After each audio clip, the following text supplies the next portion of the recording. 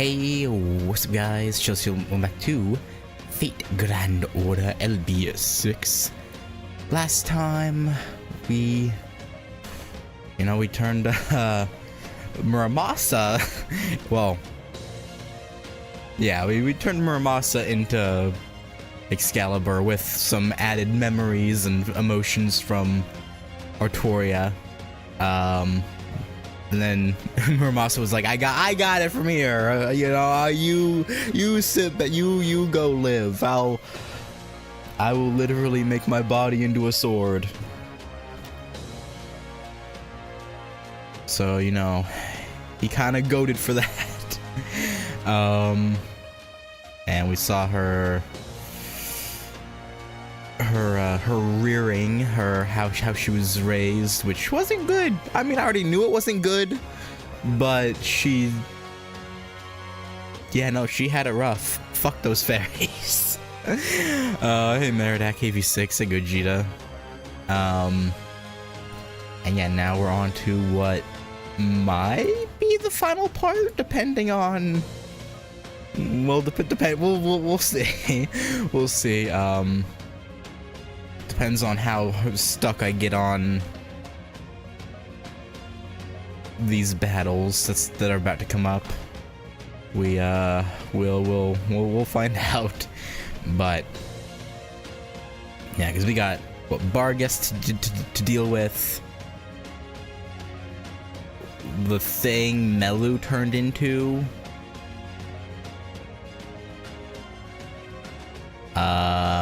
At least I assume it was Melu and not Aurora who transformed Kernanos, and I'm pretty sure Bavanshi. So we have a number of battles left to go. But yeah, anyway, let's get into it. A prophecy.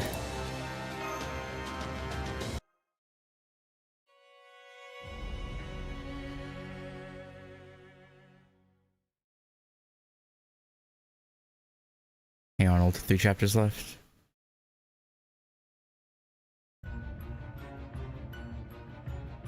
Alright, I thought it was just this one and then the epilogue. I guess, maybe, probably not. Yeah, no, maybe I was wrong. I could have sworn it was, I don't know. Atmospheric magical energy density just skyrocketed. And now there's a second high-density magical energy signal, too. And on top of that, it looks like Kernanos just disappeared from the pit. I mean, that's certainly better than the alternative, but it still beggars belief. What's going on here, technical advisor? The increase in atmospheric magical energy density resulted from all the fairy bodies being burned. Oh. It's no cause for immediate concern, so we can ignore that for now. Oh, okay. Just ignoring fairy bar, okay. As for the second high-density magical energy signal, we haven't been able to get a visual on it yet, so we can worry about that later. Is the second one Artoria? Because she got like a massive power boost, didn't she? As far as the pit goes, it's, well, I'm sorry, I have absolutely no clue. All our data collection pertaining to it just vanished. It's almost like time itself has been rewound, but only in close proximity to the pit. Hold on, I'm picking up a space-time tremor inside the bridge. Something's about to come out. Everyone get down!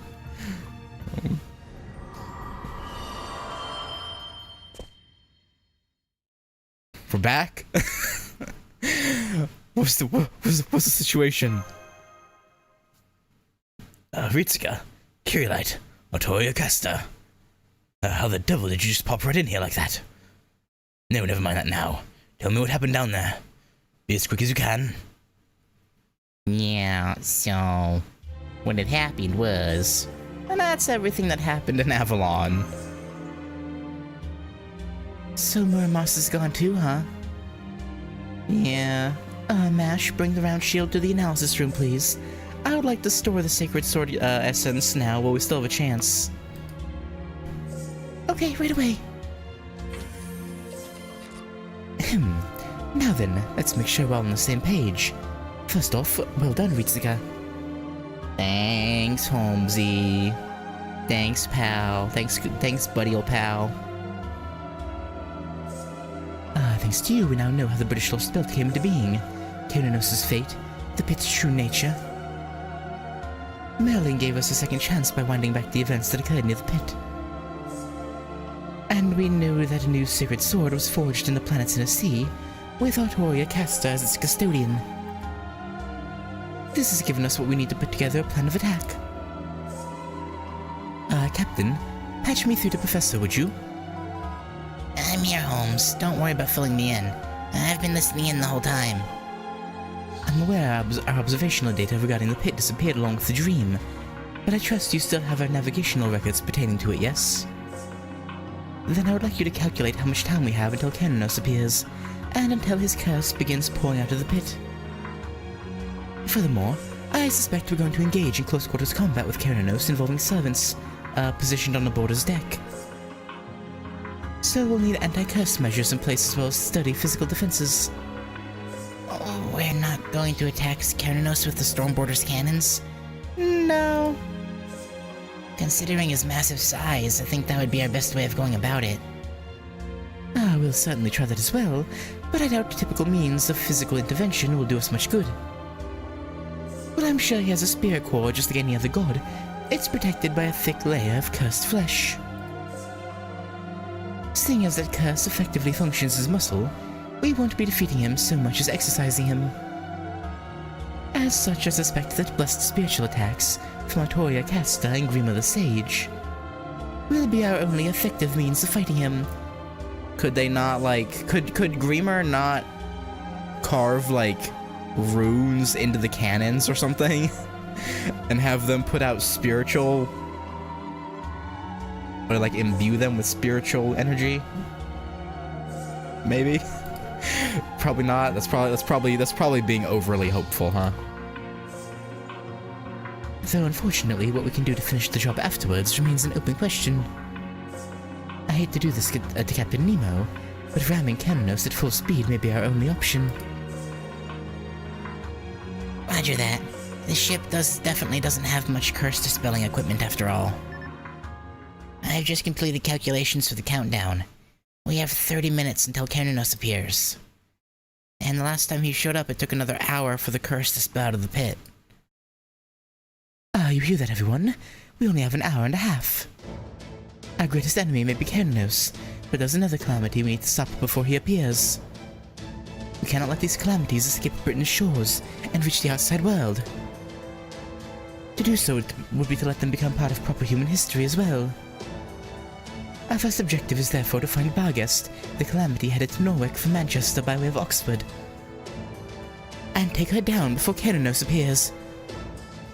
Neither we nor Britain have a moment to spare, which is why I'm beginning this operation immediately. Master Ritsuka, Artoria Casta, and Grima, you three will figure out a way to defeat Keranos. Captain, you and the Marines will plot the optimal route for the operation. Da Vinci, Professor, you two will come up with an anti-curse barrier for the Stormbolt. Did we not have as much time as we thought?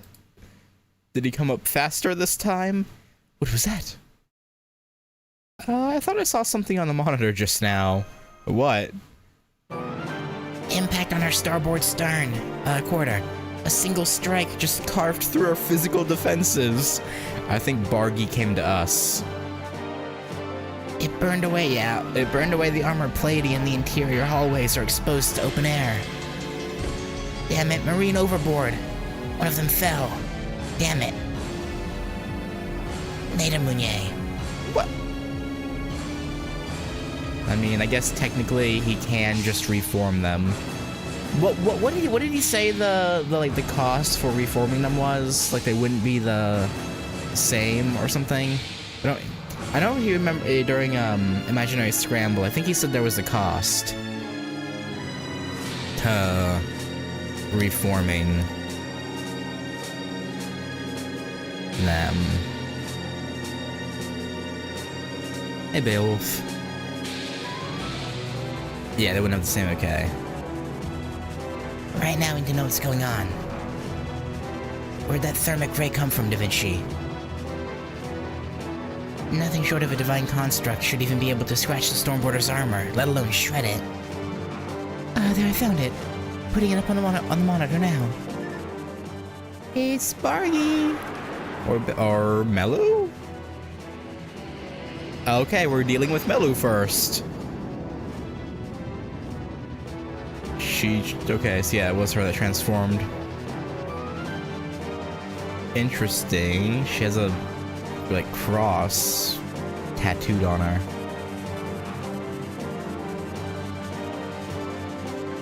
Interesting. Numbers.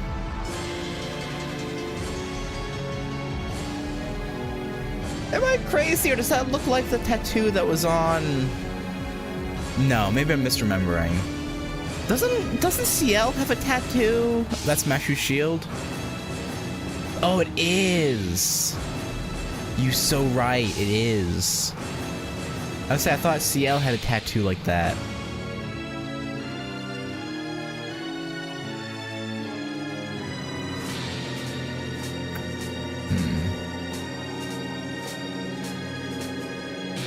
A dragon. Enemy craft is cruising at 1,200 kilometers per hour and still picking up speed. Whoa, it's bounding off the magical energy in the atmosphere. It's at Mach 1, Mach 2. It still hasn't hit its top speed. We're dealing with some kind of supersonic fighter. Crying. Oh, the Marines fell in love with it, and that's why that they're the ones, like, who clear her for takeoff in her summer form.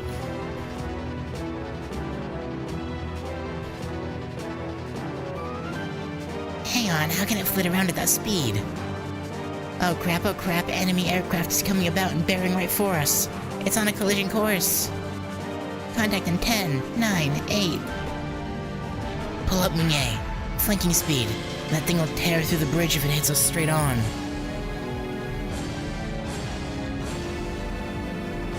Need to dodge it at the last possible second and escape to higher altitude before it can change course.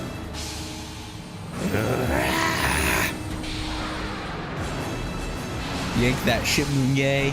Yank that shit like your life depends on it. Because it does. It was a damn close shave, but we got off with just a few scratches on the prow.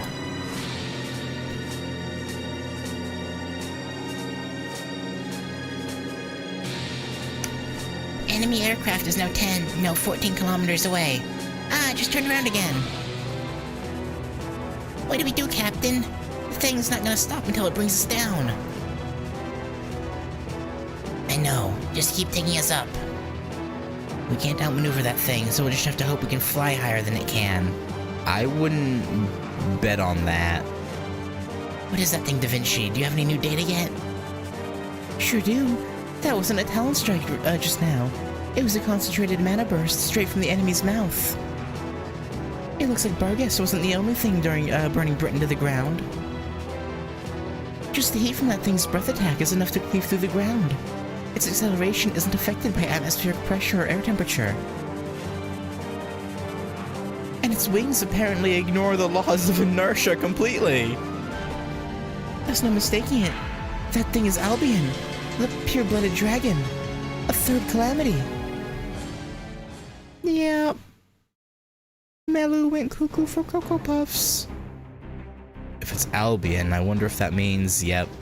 Mm-hmm. Albion's coming after the border. If it lands a breath attack on our stern, we're done for. We already know its breath is strong enough to cut through our physical defenses like paper. One strike to the stern and we'll lose the entire engine. Everyone sit down and strap in tight. Da Vinci, start tracking the time until the next breath attack. At 2 seconds before impact, I'm going to unfurl the gravity sails to maximum and pitch the ship upward, turning us on our tail. It'll feel like taking a tumble in midair, so the ship's gonna shake like crazy. Don't stand up unless you've got a death wish. Once we've evaded the breath attack, I'll return the ship to an upright position and maintain our altitude. Here it comes. We're in its firing range. 6, 5, 4, 3... Raise the bow and unfurl the sails. Pull up!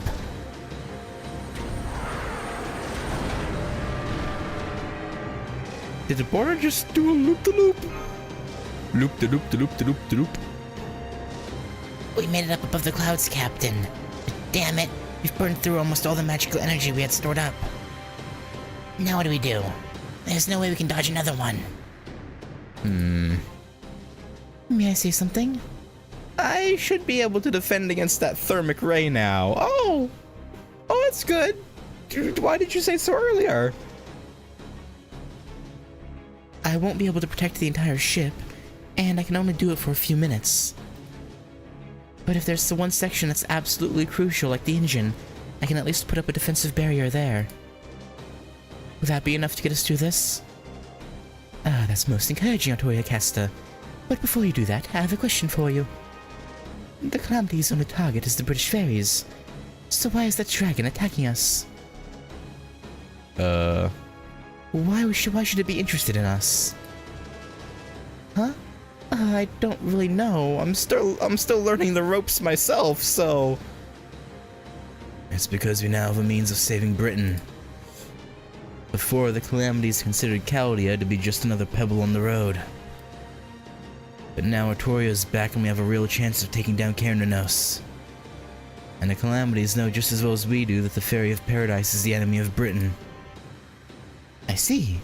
So before we were merely passerby, but now that we have a weapon, we're involved. That changes matters considerably. That dragon isn't coming after us.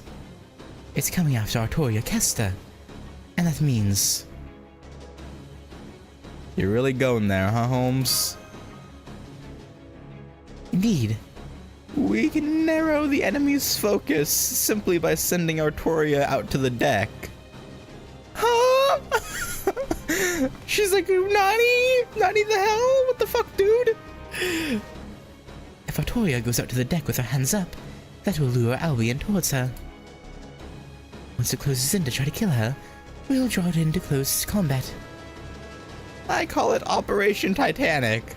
What do you all think? You know that the Titanic sunk, right? I hope you're referring to it as the Titanic and not the Stormboarder. You know, personally speaking, I hope we're the iceberg, and that Albia, you know, okay. I can't believe this. What the heck kind of hero is this guy anyway? A great detective.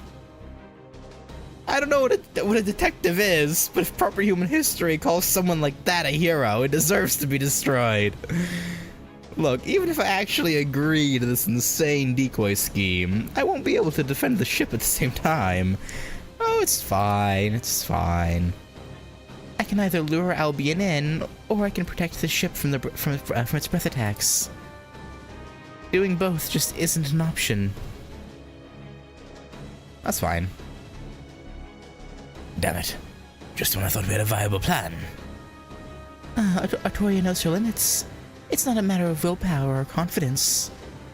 If she says she can't do something, it's because she really can't do it. So we'll just have to drop this plan and... Oh? Percy? No, we don't. You need a decoy to lure that dragon in, right? Then I'll do that while you protect the ship, Artoria. Why aren't you in the infirmary? I'm sorry. He insisted on coming to the bridge. I appreciate your offer, Percival, but I'm afraid you simply wouldn't work. I don't know about that. I think he might work better than you think. The Calamity is after the Ferry of Paradise. There was no one else who can take Artoria's place. That's where you're wrong. I can take her place. This spear is the Spear of Selection, the same one used by the last Ferry of Paradise. I'm an artificial child of prophecy, which makes me the perfect person for this job. Percy. You know, if she goes after him, I don't think it's gonna be because of that reason. I think whatever bit of Melu there still is in there. Ah, but she wouldn't want to attack him though, if there was a part of her in there. Which is the only problem with that. Maybe. We'll see.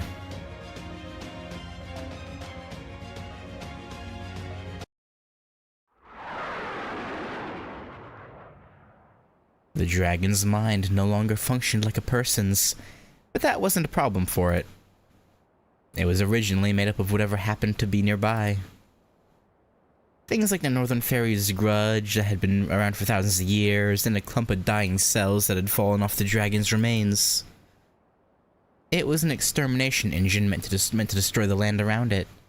The land made of fairy corpses. It no longer had anything in the way of pain, grief, joy, or love. It just was.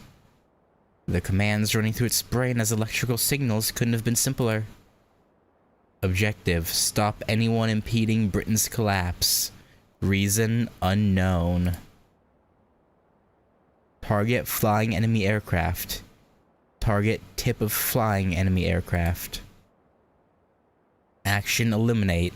Action: destroy. The dragon soared across the twilight sky, the wind screaming past its ears. It felt nothing. Nothing at all. Not a single human impulse ran through its brain. Target acquired. Target acquired. Target. Its visual data wavered. An ache built in its chest, in a hollow where its heart should be. There was something very familiar about the target standing on the tip of the flying enemy aircraft. It's Zero Toko. Right, that's younger brother, right? I'm pretty sure. Good. I can still move. I should be able to manage like this. I hope you're all watching this, everyone.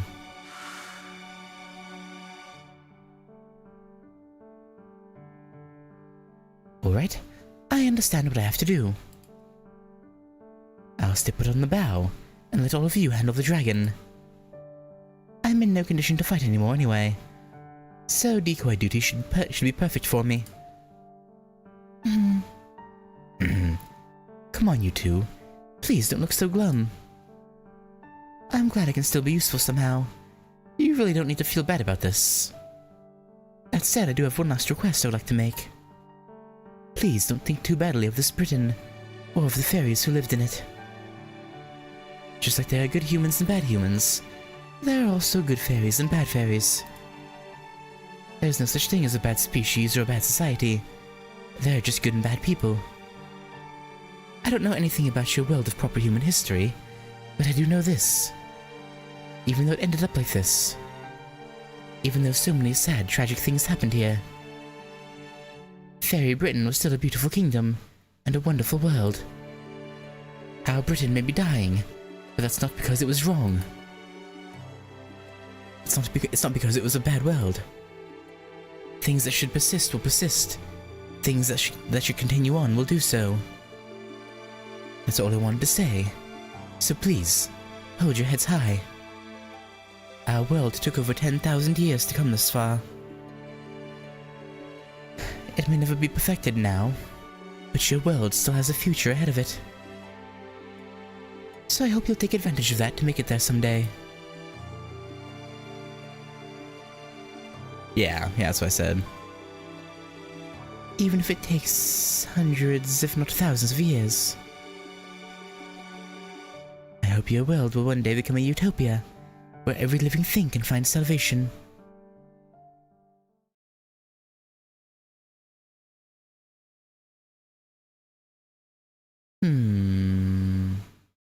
That's what I thought. Thinking back on it now, I might have come across a little arrogant. But I guess it couldn't have been too bad if both Ritsuka and Mash smiled at what I had to say. Alright, Percival, let's show everyone why you're a Knight of the Round Table. This will be your last battle, So make sure it's one you're proud of. All that aside, this is kind of crazy, isn't it? I still can't believe I'm riding on a flying ship. It's like something out of a story. If this goes well, I'll have to make sure Gareth and the Round Table Army never hear the end of it. Yeah. Yeah, they definitely... Yeah. They still exist. Enemy dragon incoming. Accelerating to maximum speed to match. We only have enough fuel left for one shot at this. Ritsuka, I want you to back Victoria Casta up by throwing everything you've got at it. Enemy contact in 10 seconds. This will be our first battle against the Calamity. Good luck, everyone.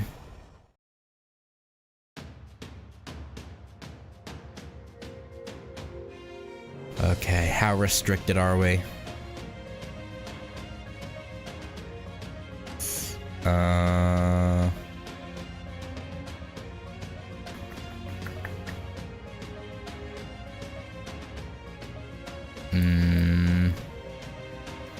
I feel like this Nero, right? This 120 Nero wouldn't be a bad choice.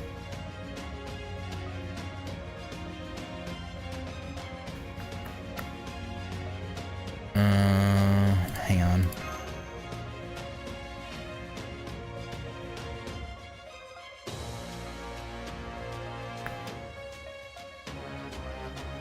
Give him Ramasa his run back.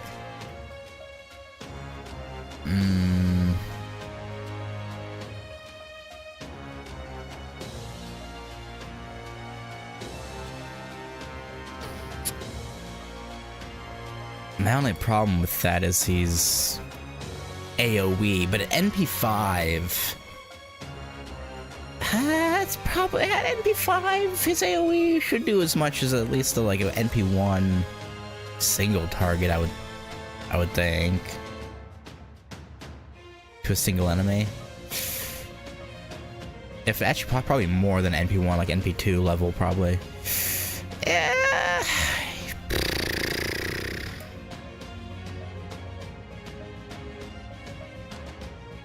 Yeah, sure.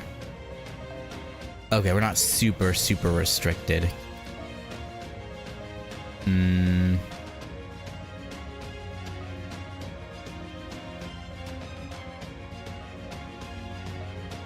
No. Sorry, Mashu. And yeah, I'm gonna be super serial today. Only bring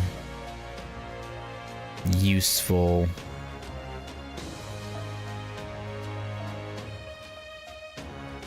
I feel like I should bring a support. Goey, maybe? Goey wouldn't be a bad choice of support here. Goey or Merlin?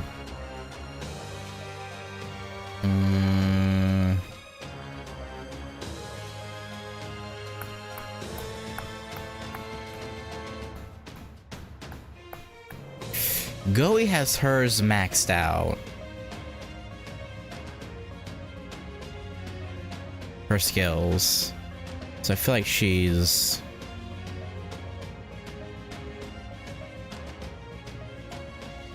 the better option here.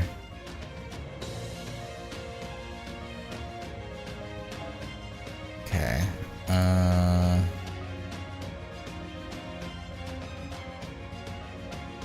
NP strength up is probably my best choice. And Melu isn't divine, right? So putting like charge up wouldn't help.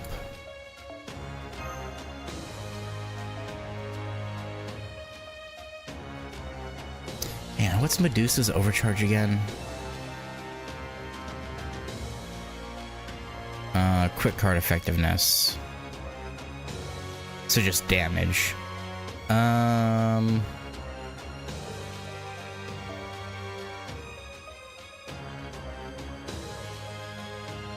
Yeah, let's give her one of these ones. And Goey, I'll give Kaleidoscope. No, not charge up. I want NP gain.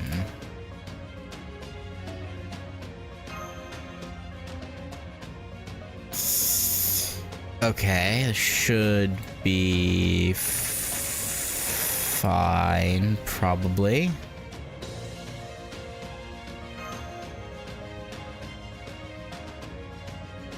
Yeah, we'll give this a try.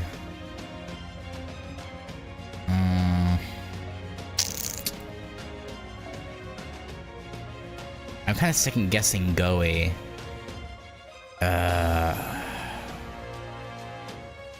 I mean, her Noble Phantasm would be really handy.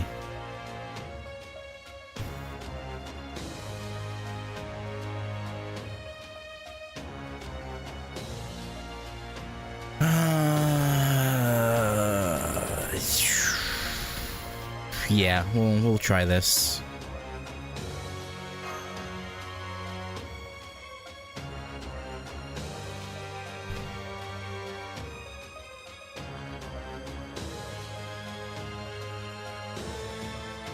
Gotta remember to always do Draco first and an NP chain, since her overcharge isn't gonna do anything. Oh. Calamity of the Flame. Albion. Okay, I was not expecting a whole intro. Okay, I guess we can expect one of these for Vargas and Cameranos too. Okay, oh damn! Dragon Corpse of Albion. Okay, in this battle, the Stormboarder itself will take damage from enemy attacks. The Stormboarder has an endurance gauge, which will be reduced by the enemy's unique attacks. If the Stormboarder's endurance drops to 0, the battle will be lost. Yeah, makes sense. Because that would mean the Stormboarder goes. You can use Artoria Caster's Noble Phantasm to protect the Stormboarder from the enemy's attacks. Okay. I assume said right moment is probably whenever it's about to Noble Phantasm. I would think. Okay, well first off, damage cut.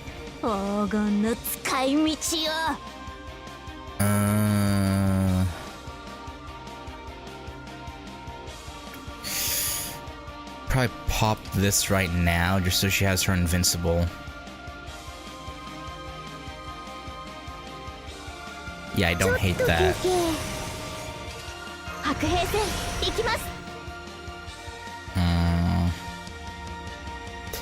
I could Noble Phantasm with Castoria Zerker right now.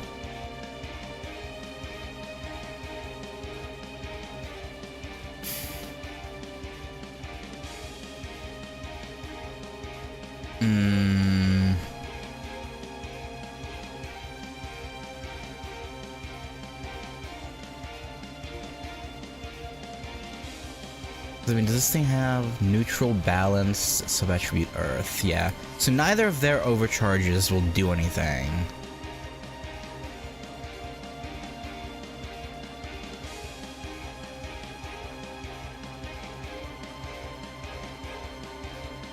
Which is a little bit annoying. It is a dragon, though. So when it's Noble Phantasm time, Draco will do extra damage. Not because of her Noble Phantasm, but with her skills. I think she is threat to humanity, though. Yeah, 'cause I think they said that calamities were threats to humanity, right? Yes, that would make sense. Yeah, I don't hate starting. Yeah. I don't hate this.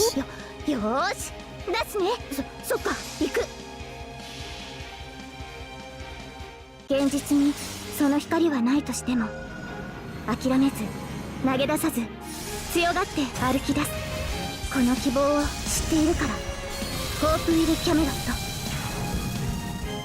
She's not.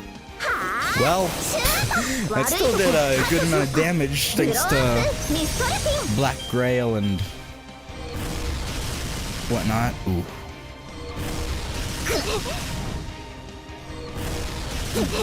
Luckily, this thing doesn't actually hit super duper hard. What does that do? Apply Dragon's Will. Treat as okay. Based on number. Okay, it's okay. Increase attack based on number Dragon's Will applied. Okay, that's not great for us, but she is. Her traits are Dragon, super large. Okay, okay. I'm getting mixed signals.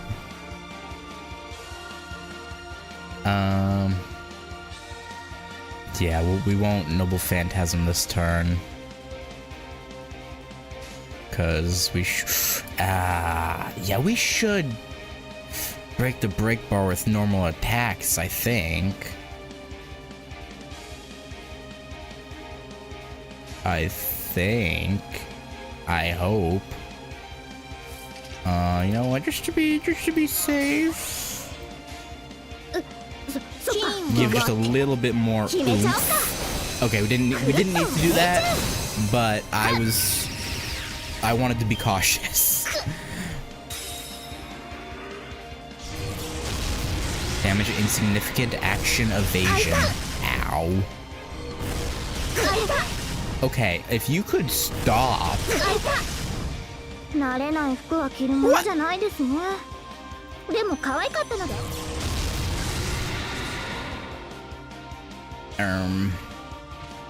Well, that's not ideal.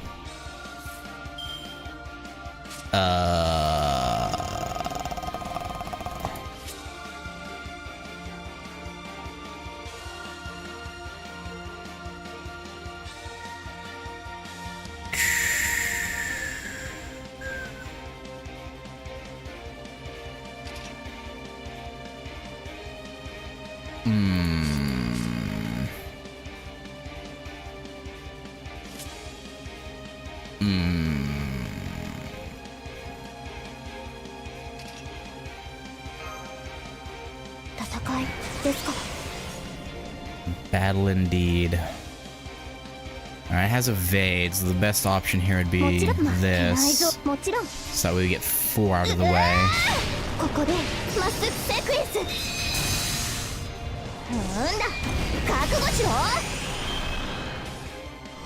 Maybe should have used... No, Medusa's fine.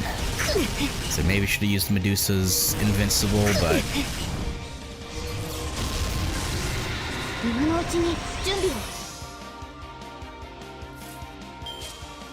Okay, only one left.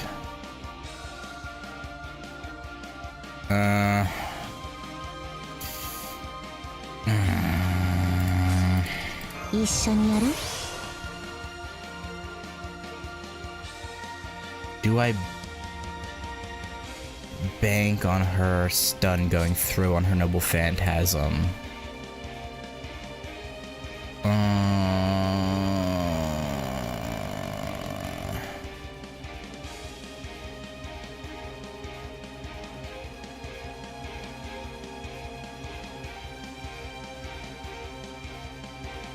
Does he have Pierce? I know he has Ignore Invincible, but...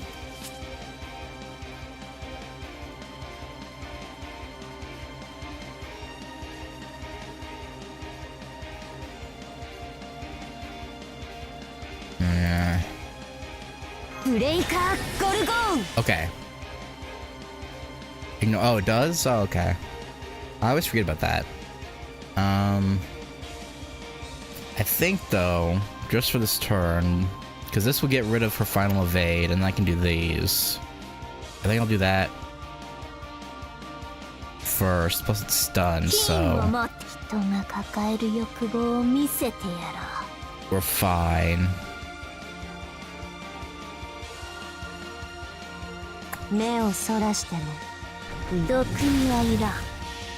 Alright. There should be another break bar down, I think. The Black Grails should... Oh. Maybe? 我が死の先に異形の剣あり。暴れなさい。渓流王雲。とどめは私が引き受けた。砂礫となり果て、消し飛ぶがいい。Damn.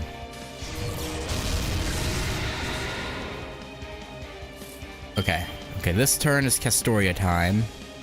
And she is overcharged to hell. So, let's do... I mean, it doesn't really matter this turn, but let's do this, sure.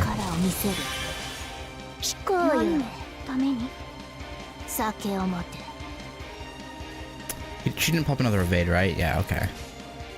Just making sure.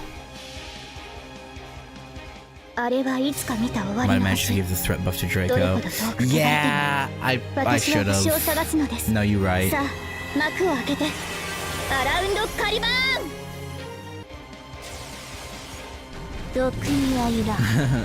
The Stormboard thing got a little anti-enforcement defense. Damage amplified, target enemy flying object. Yeah, well, good luck with that, buddy.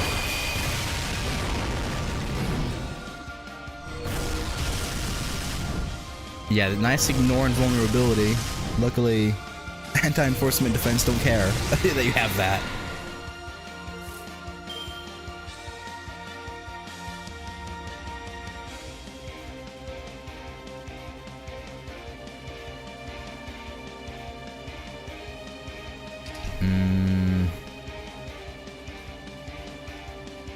Yeah, I should probably just pop this.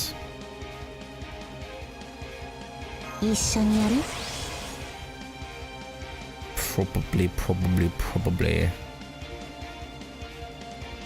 I'm so concerned though, because Castoria... I feel like I should swap Castoria out for now.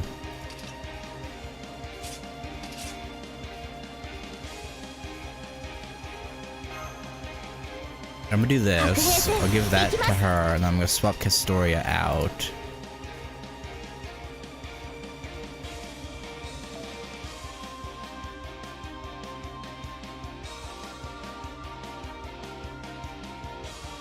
Yeah.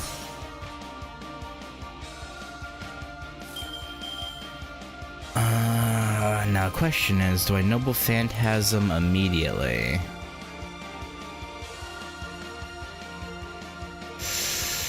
Because I can.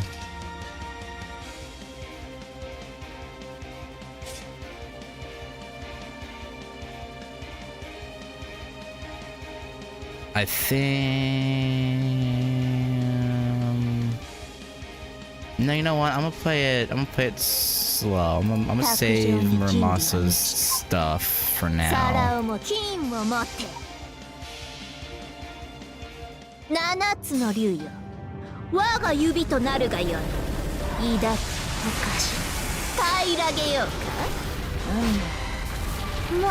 yeah. I'll say. Glad that ended up being a good call. It would have been it would have been a waste if I had done it. Damage severe. Oh, done. You get out of here, Albion. Okay, that was not the hard fight you guys were talking about last time.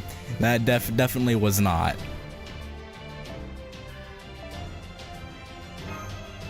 I assume it's Kernanos that's the hard fight, because I remember his last summer's event version being annoying.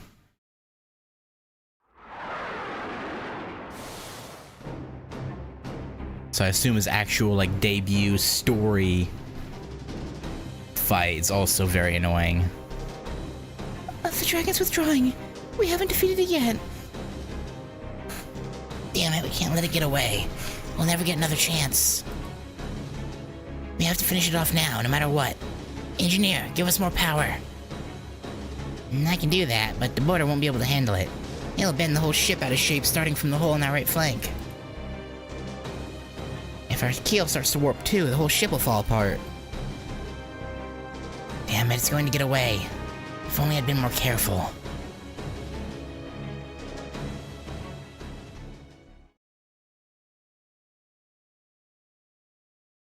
It's okay, Captain.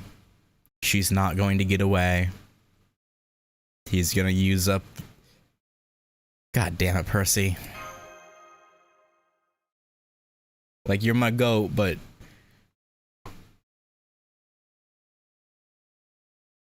You're also a goddamn idiot. Huh? But we don't have any means left to... Senpai's right, Captain. We don't have to go any faster. She won't be going anywhere.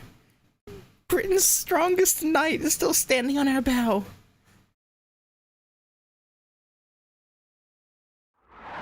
Give my boy Percival some budget, man. Give him some budget.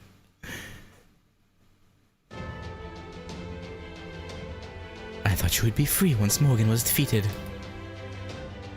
I thought being a Tam Lin was chaining you down. That's why I started the Round Table Army. That's right,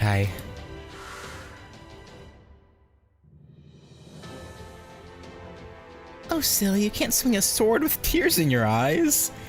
Why don't you take a little break, Percival? You're doing a great job. Much better than all those fairies who sit around doing nothing. I'm proud of you too. I can see why you were the last child to make it through the... Huh? What's wrong? You're crying harder? Oh, right, I shouldn't have said that. Oh.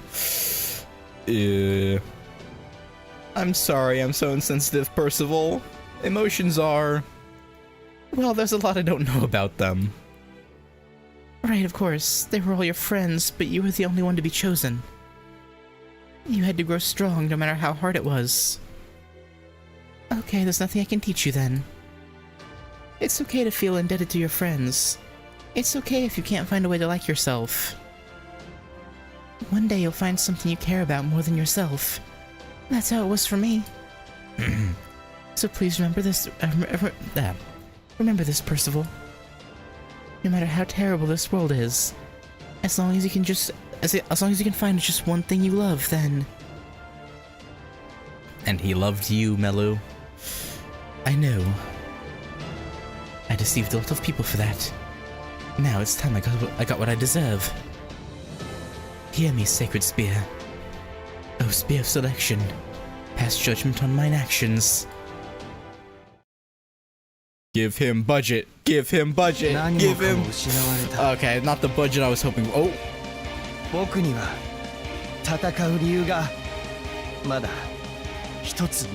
Okay, wasn't it retreating though? So this doesn't... Okay, it's gonna... Okay. No, it was retreating! This doesn't make sense! It was literally running away! Okay.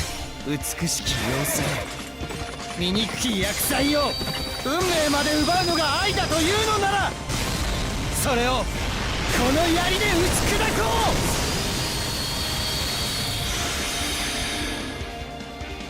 うさらば我が愛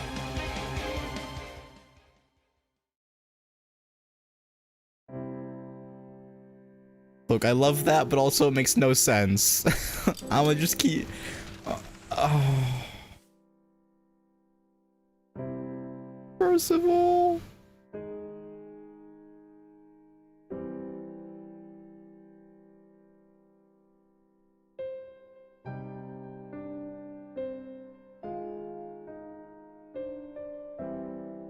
The spear of selection pierced the heart of the dragon's corpse. Its strength utterly spent, it fell to the ground as the knight's body aged far, far beyond its years, and crumbled to dust where he stood. As the dragon fell, it witnessed the knight's final moments. Percival. Percival. Percival. My... brother. Man. It sucks. He's like, Melu didn't ask for this. She didn't want this. A great pain racked the dragon's hollow chest. The wind screaming past its ears sounded like deep, heaving sobs.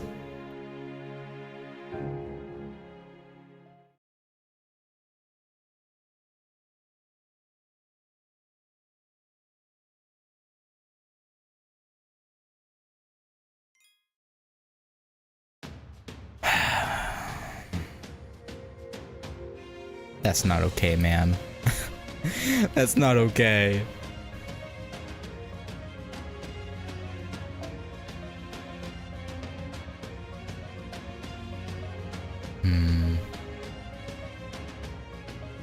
Now I wonder how Melu sees, like, proper human history, Percival, and Chaldea.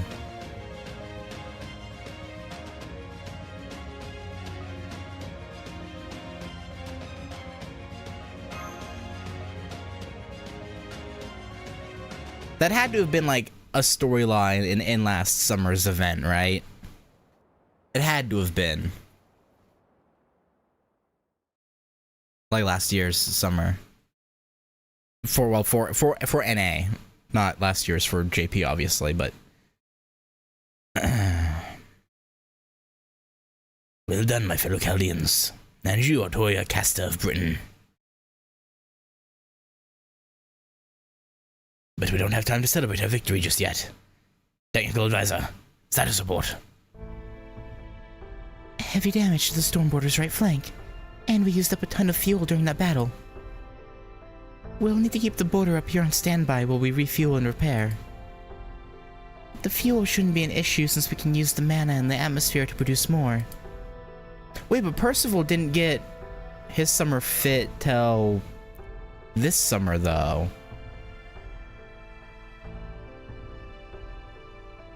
He was separated from, like, the rest of the knights.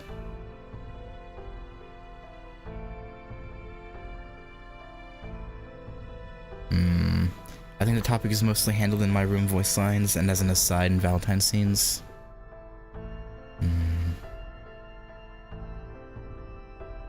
I want to get... Man, I really want to get normal Melu at some point. Unless our summer version also has Percival voice lines. But I doubt it. We'll need at least 20 minutes to repair the ship, though. But I'd really love 30 so we can do it properly. I see. That long. Alright, figure something out. What about you, administrative advisor? How much time have we lost? We spent 20 minutes fighting the fire calamity. And it will take 30 more to get the Stormboard and fighting ship again.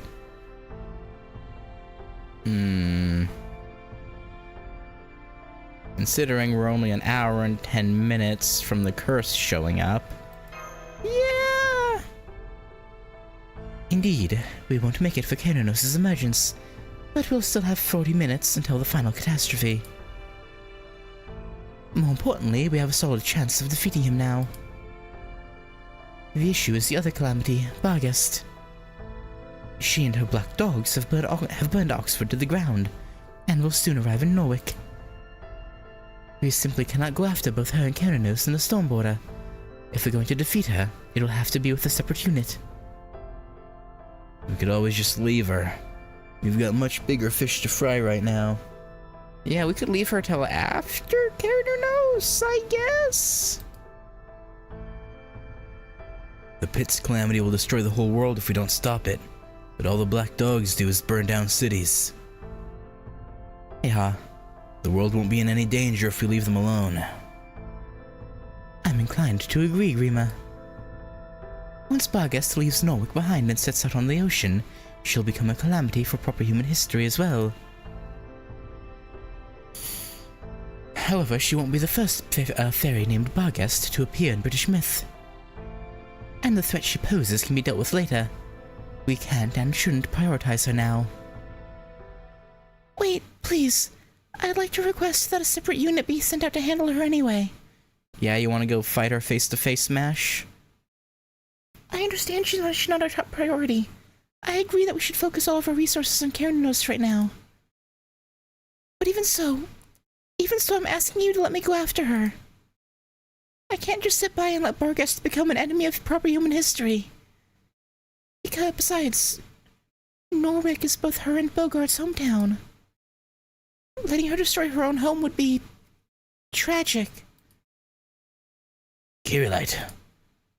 You make a good point. I'm down. I'm down for a little Mashu v Barghest 1v1. What do you think, Ritsuka? Mash Kirillite is your personal servant. If you believe she can do this, I'll support your decision. We don't know exactly what kind of calamity Bargus has become, but we do know it'll be one hell of a fight. With that in mind, are you sure you want to do this? I am. I like Bargy. I don't wanna let her suffer more than she already is. Very well then. Holmes, put together a plan of attack. I don't care how reckless it is. Just make sure it doesn't exceed the time we have until the Stormboarder leaves for the pit. Also, I'll need Otoria Casta to stay here on the border. If you two don't make it back in time, she's our best shot against Kinonos. No, on second thought, we'll need Otoria Casta, Grima, and the Stormboarder. As long as we have all three, we should be able to take out Kinonos. Okay, confident Gordy, alright. Alright, my man, you got this. That's my commander right there. So if you two can't make it back before it's time to go, I won't hesitate to leave you behind. Got it? So if you determine you can't complete this mission, you just come right back here, and keep an eye on the clock either way. This is the one time I will not tolerate disobedience. Get back late, and you can expect a week in solitary. Sir, yes, sir. Ah, good grief. This is going to be quite the complicated operation. Fortunately, I've always preferred complex cases over simple ones, and I fully respect your decision. In fact, I suspected something like this might happen, so I ensured the Shadow Border was prepared while you were down in the Spirit Cavern. All you need now is a driver. Let's see. Mr. Mounier, can I count on you to escort them once more? Yeah, you bet. I'm used to parachuting in and everything now. But, Gordy, you were okay. Alright, Gordy, I get you like driving. But come on, man. You were the one who was just going on about, oh, don't be late. No, I need a Toya Casta. And Rima. Yes. Then it's settled. The calamity at Norwick will be handled by two of our most seasoned members, Miss Ritsuka and Mash Kirillite. You'll have 30 minutes to complete the operation. I can't give you any more than that. We'll catapult the Shadow Border toward the outskirts of Norwick. Once you've defeated Barghest, you're to return to the rendezvous point in the Shadow Border. From there, the Stormboarder will retrieve the Shadow Border, crew and all, and head for the pit. Any objections, Da Vinci? No. Sounds perfect. I was just hoping for a little time to take care of an errand of my own. I just ran a scan on Britain and found out I left something really important back in Salisbury. What habitat? I need to go back to Mike's pub to pick up... oh no! To pick up Typhone and all my records of our journey. It would be a real shame to leave here without those. Habitat's there too. You know it. We gave her a really hard job after all. So as soon as we send the Shadow Border on its way, we'll head back to Salisbury. Once we arrive, I'll leave the Stormboarder on standby in midair, and go pick up Habitat at the pub myself. After that, we'll fly as close to Norwick as we can, and wait for you guys to get back. Alright, now that we've got a plan, there's no time to waste. Marines, you work with Nurse and Engineer on repairs. Mash and Ritsuka, you two get on the Shadow Border.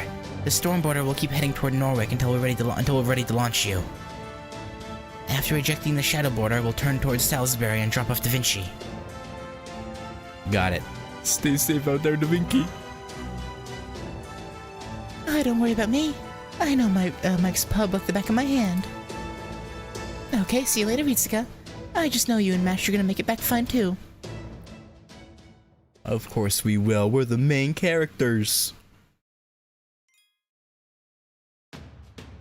Is there ever any doubt? and our ability to survive. Alright, Bargy. In the fourth progress note of section 29 of Prophecy, you'll be defeated if the guest servant Mash is vanquished.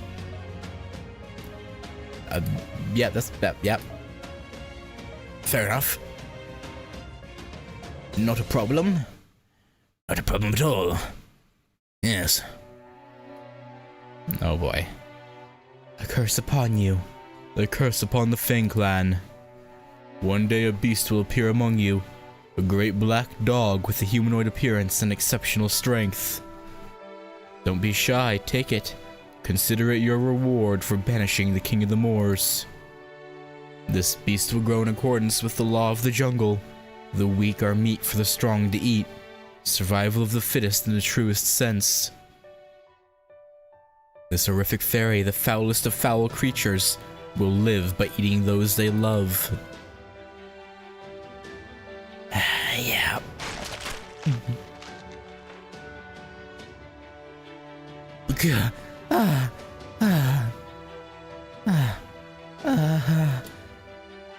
Tears spilling down her cheeks, she tore into her lover's flesh.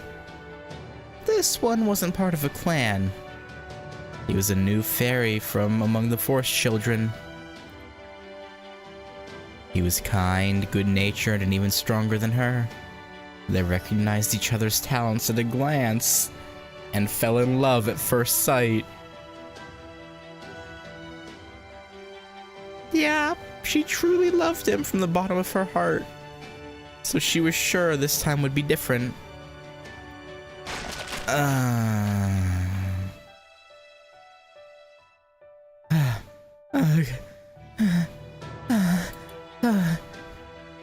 But her hunger couldn't be sated.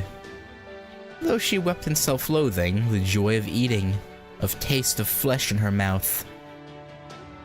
She can have my flesh in her... Never mind. The warmth of it sliding down her throat. Uh-huh. Something else slide down her... No, never mind. Always won out. Her lover's flesh was delicious, precious, and horrific. It tasted all the better because her love for him had been genuine. It'd been 400 years since her birth. Thanks to her meals, mixing love, joy, grief, and torment, her mind had shattered long ago. She thought about taking her own life every time she lost another lover, but always changed her mind. It would be so easy to die. But she knew that if she did, all her dread meals would have meant nothing. Her first predation had been Duke Foulweather. She only ate him to keep Britain safe. After bringing his outstanding mystic into her own flesh, she fought a calamity herself. She was naturally driven to love those who were strong, so she could make their abilities part of herself. That was what survival of the fittest meant to her. Having lived her whole life consuming those she loved, she can no longer die merely because she wanted to. Born naturally strong and raised as a clan's daughter, she knew she had a duty to fulfill the responsibilities she had stolen. As long as people placed their trust in the Child of Calamity, she knew she had to fight for justice more than anyone. That pride was the only thing holding her fractured heart together.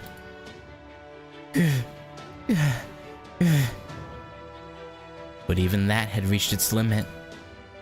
No fairy so horrible could have a right to live. But just as she had pulled out her horn and was about to tearfully end her own life. Oh? We meeting Adonis? Hello? Who are you? Why are you crying? In the era of the High Queen 2002, she met a sickly human child.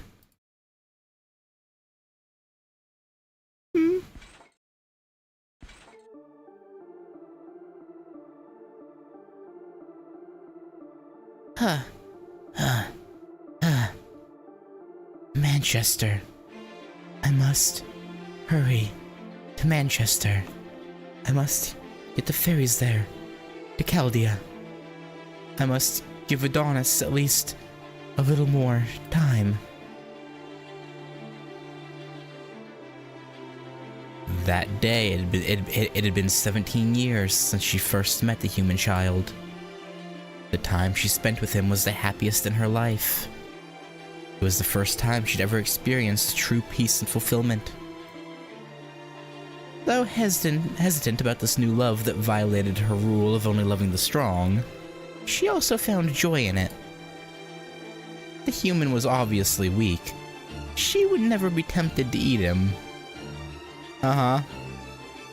For someone like her who'd only eaten strong fairies so that she might grow stronger herself, this love was a balm, proof that she wasn't the beast she had always dreaded. So she swore to do anything she had to protect this new love. She decided she would fight to protect his beautiful heart. Humans and fairies coexisting peacefully, living as equals. Even if such a thing may still be difficult for all of Britain, she thought she could at least make it happen in her own territory. The fairies of Manchester agreed, and were thrilled about the idea of migrating to proper human history. It's over for Britain. Camelot is already overrun with Moors, and the other cities will follow soon. Before that happens to Manchester, I need to gather my residents and bring them to the shore where Chaldea awaits. Even if I can't go with them myself, I can at least make sure they survive. She exits the woods, finally reaching Manchester. But there...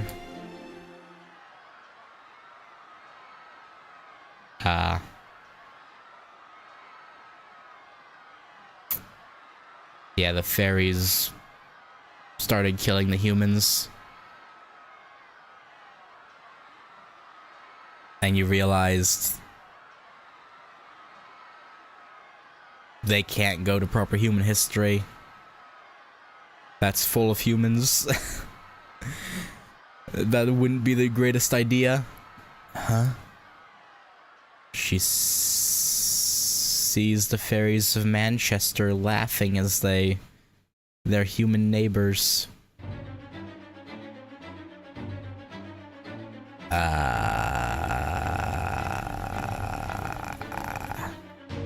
Get rid of them, get rid of them, get rid of our old toys before we move. Tear off their limbs, rip out their guts. It's so fun. The first scream's the best. None of the rest compare. Oh, if they touched her boy. Oh boy. Now kill them, get rid of them before Barghest gets back so she doesn't find out. Oh, you dummies. Barghest will be furious if she finds out we've been keeping them in our sheds.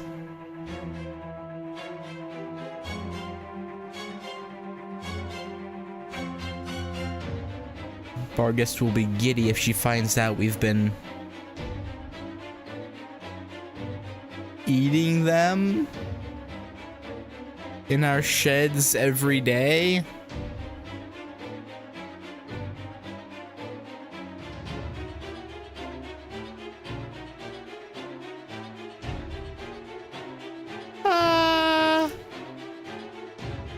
Barghest the Big Eater.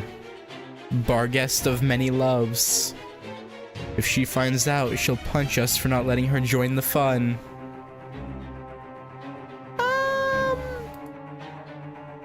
What?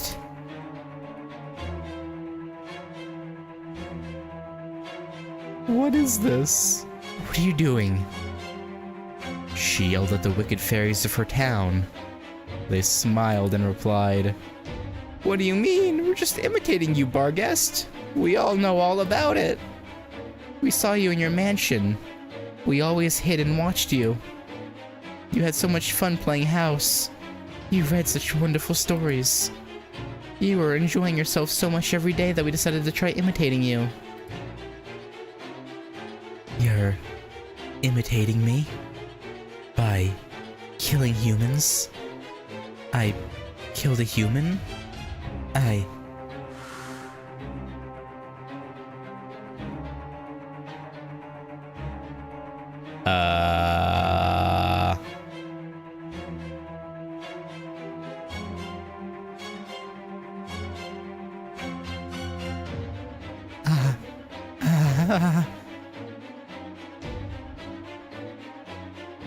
You treated him so kindly, you cared for him so tenderly. And then you ate him. You ate him right in your manner. It was so much fun to watch. We decided to try it ourselves. Oh. When was this? Did she eat him before or after our visit where we poked fun at her? Well, not really poked fun, but more teased her about her love. Maybe when she, like... I hope that's not our fault. And it was fun. Way more fun than just watching. There's nothing more fun than killing humans.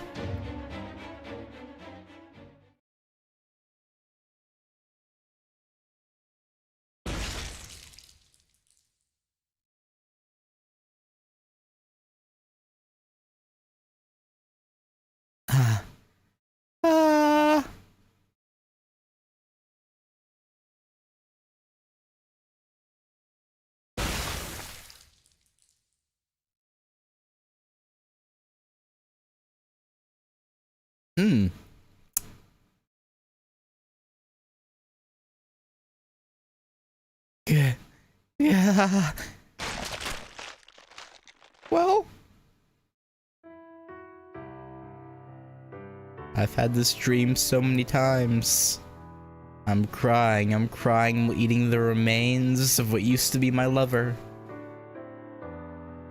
Having another good cry bar guest. Why don't you come over here? You don't have to stop crying, just tell me what happened today. It's okay, I promise I'll never stop liking you, no matter how embarrassing it may have been. I only eat the strong. That's why I thought there was no way I would eat him. You know, there's nothing like a fun story to cheer you up in hard times. Why don't I tell you another tale of your favorite Knights of the Round Table?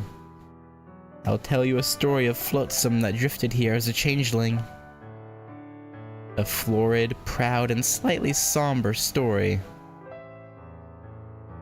A story of the brave knights you've always looked up to. But I'd been broken for so long. Strong, weak, didn't matter. There, look at the garden. Those flowers you planted have grown in beautifully. And I see you planted another one for me today, so that I could enjoy them even though I can't walk.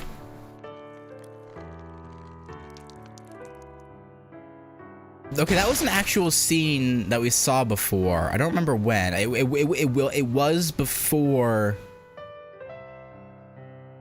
our visit to there. When did that scene happen? It was like, I think it was in Act 1, right? I want to say it was in Act 1 that or maybe like the beginning, early Act 2. But that was, I remember that dialogue, that scene.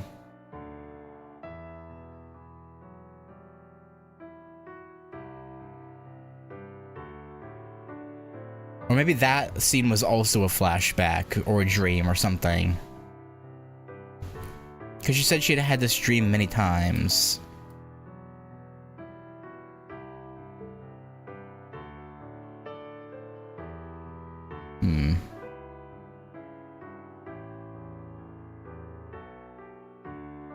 I think that one was also a flashback. Yeah.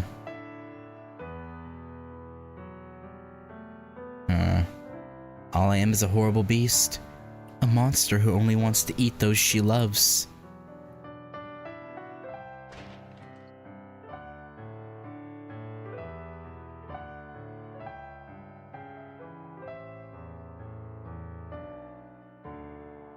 going to end your life to atone for your sins? I know how you feel, but let's just take it easy. You're the most truly noble of fairies. You ending your own life would be a tragic loss. So let's make a deal, Barghest. It's still a little too soon for you to take on the curse. I'll seal this memory away for you, so you'll go on believing he's alive. Don't worry. If things get too hard, just come back to this room and you can experience his last day again.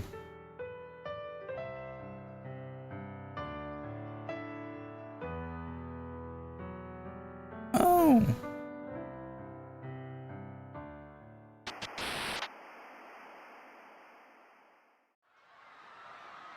Well.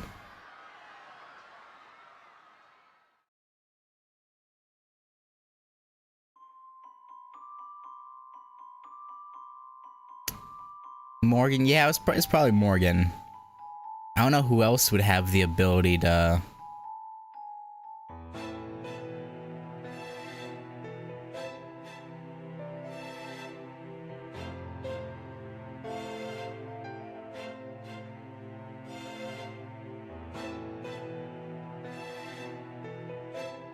Now come on, let's go.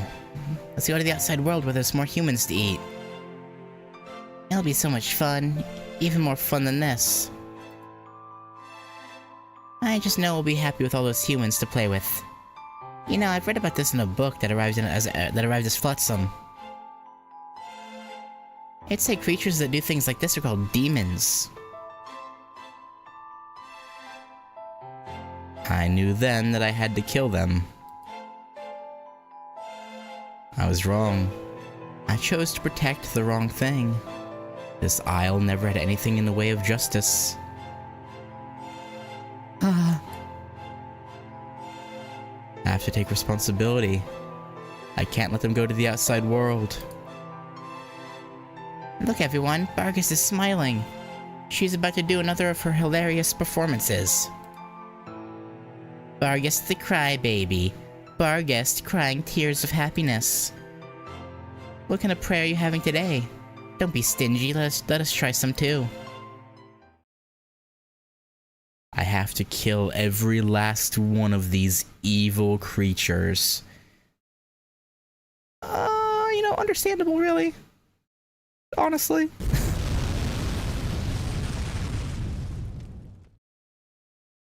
They kinda deserve that.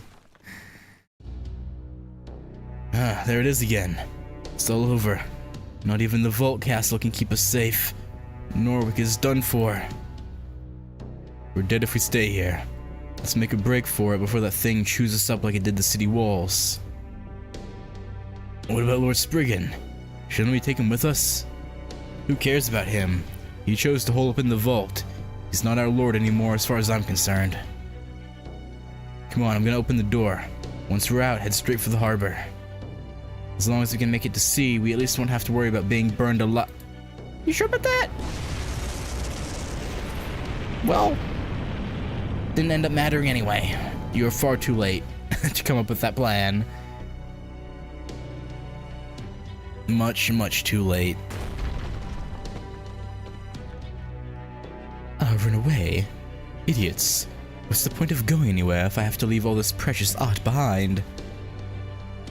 You know, I thought you were more pragmatic than this, Spriggan. I thought you would value your own life over art.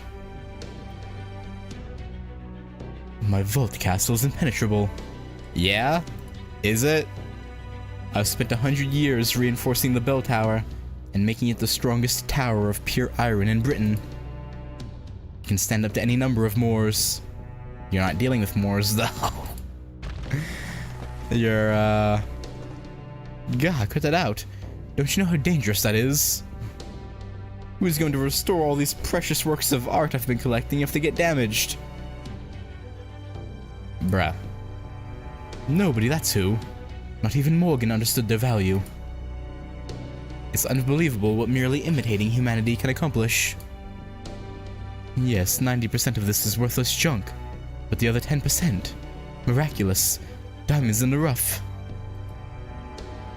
Somehow, against all odds, this country produced some of the finest works of art, of pure art ever made. Yes, that's right. It's fine if these fairies don't see its value. Indeed, there'd be little point in trying to explain it to these plebeians anyway. Britain's art is mine. It's the only reason I've stayed alive for all these years. My soul has been enthralled to this world from the moment I first wandered into it. Collecting this treasure has been my raison d'etre. It is mine. It can only be mine. Mine! Interesting.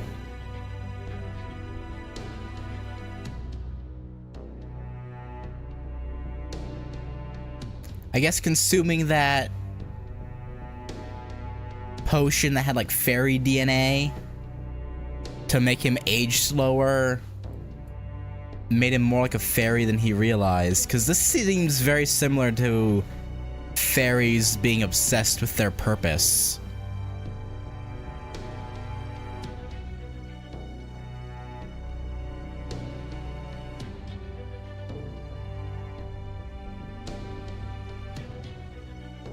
I'd sooner see Britain burn than give up this priceless vault. To be fair, his first action in Britain was to sneak into Manor to look at art. True. But I think it went from fascination to something beyond that. Or who knows? Maybe all that potion he drank was just age him slower, but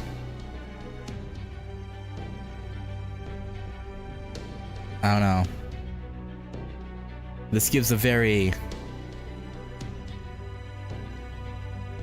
fairy vibe. Damn it, will you cut that out already? What in the world is going on out?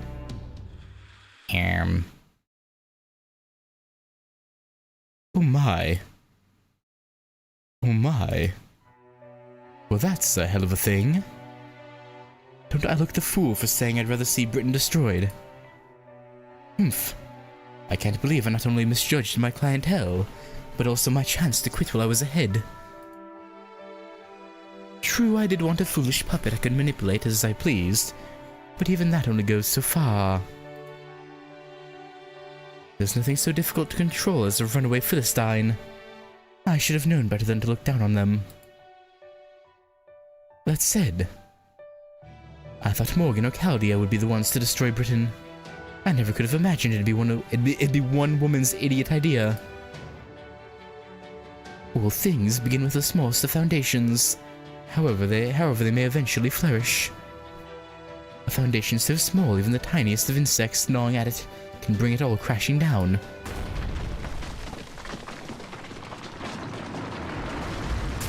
Well, at least he had a smile on his face as he got crushed by tons and tons of metal and stone.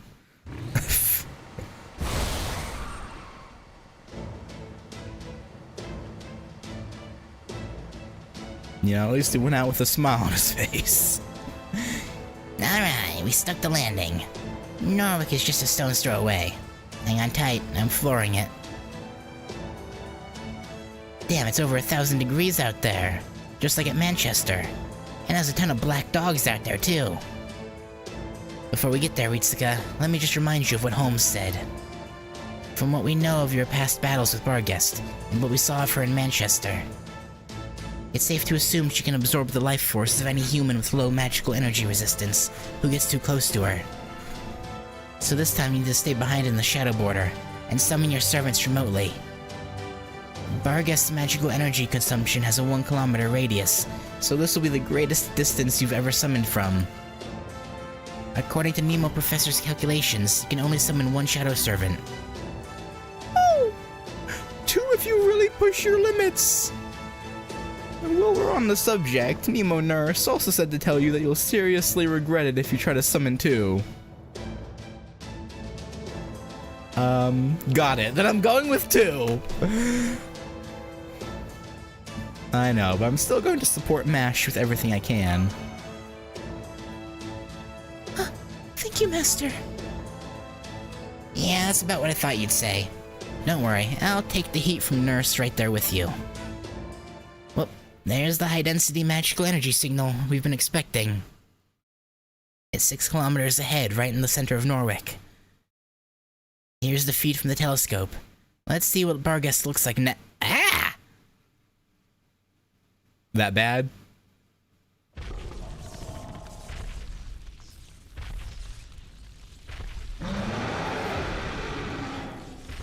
Oh!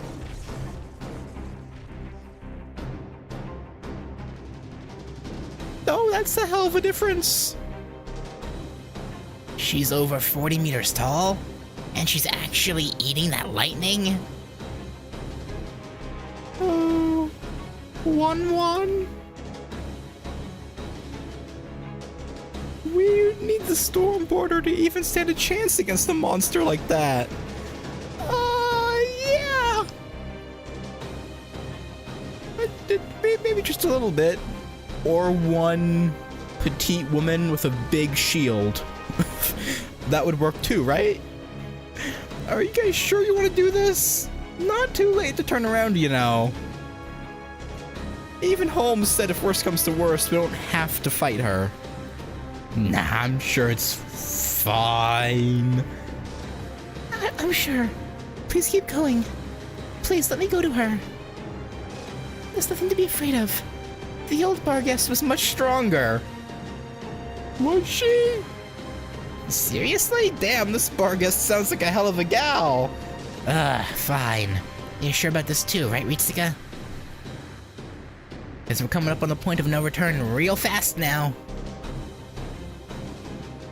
Yeah, I'm sure. Just be careful, Mash. I will, Master. Opening the hatch and casting leg enhancement spell. Now, here I go. Okay. So 2 Shadow Servants, huh? Alright, well, Draco, of course, and...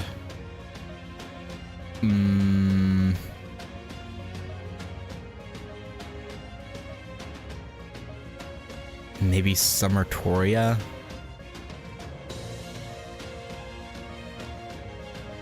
I don't hate that. Or other Summertoria.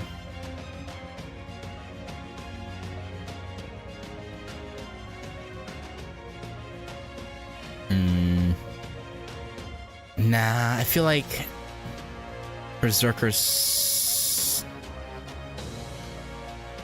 taking extra damage.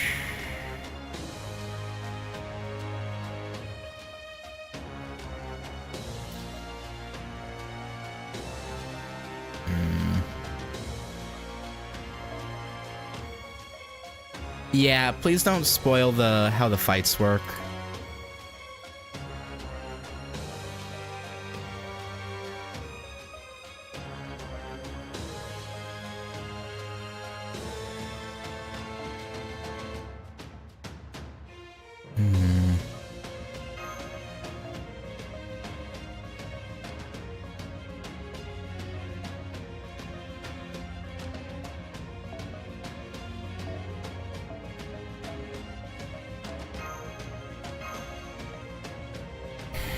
Alright.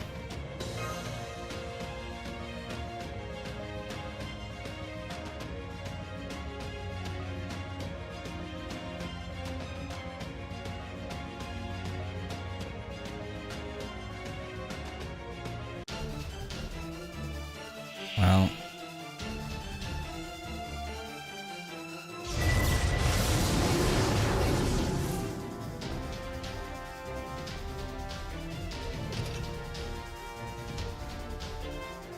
Since I already know now, I guess I'll just invincible mash and then let these two die, I suppose.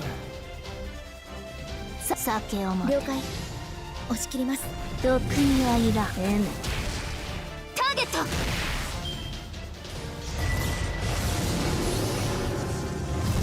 みんな食べる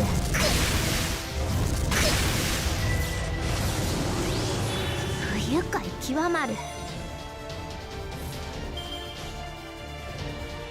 落ち着いて。了解。遠慮はしませんと。押し切ります。ターゲット。はっ。えい。と。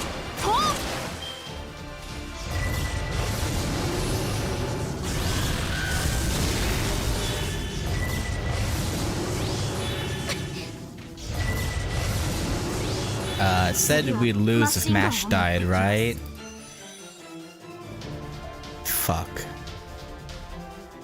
Okay.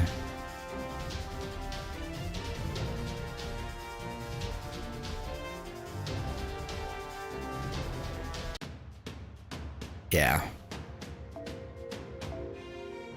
Okay, I should have saved her.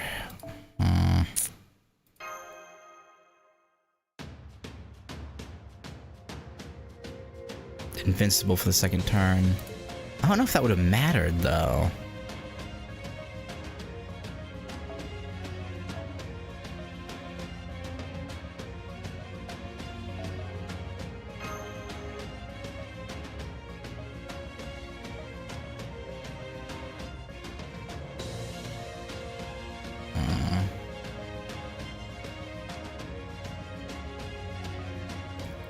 Just missed the code to Atlas. Oh, right. Yeah, that one has invincible, doesn't it? It does.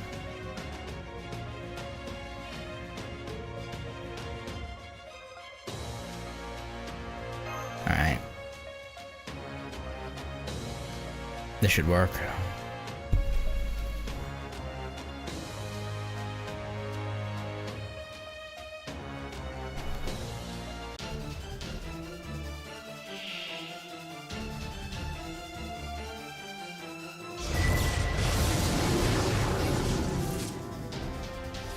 Okay, invincible on yourself.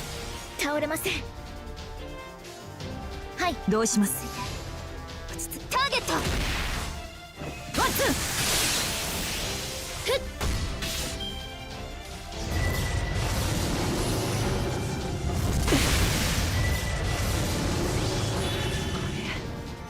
魔力。浅い。 Oh, there we go. Didn't even need to go a second turn this time. と練り込み。 Okay. Why couldn't she have done that last time? Ah, well.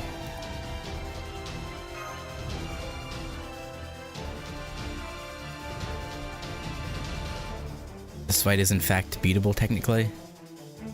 Yeah, I could...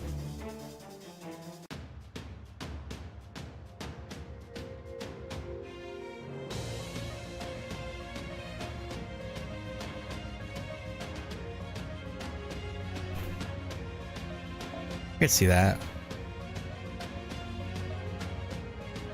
It's not like she was resistant to damage or anything, so it's like, I imagine with the right setup of raw damage output and invincibles, you could probably eke it out somehow. Come on, Ritsuka, pull it together. I know you were pushing yourself too hard. I've been following along on the monitor, and there's just no way you can beat her. She's consuming enough magical energy to kill a mage easy. I'm gonna contact Mash and get her out of there. She doesn't stand a chance by herself. Sure. Huh? Am I saying things, or is her shield glowing? Mash about to just summon servants herself? Are those new spirit literally? Are those new spirit origin signals? Here, I'll throw the data onto the monitor. Recognize them, Ritsuka? Is it the round table? I sure do. Is Mash just manifesting the ability to summon the round table at will? Huh? Why are you getting up like... Gah! How many stim apples did you just take?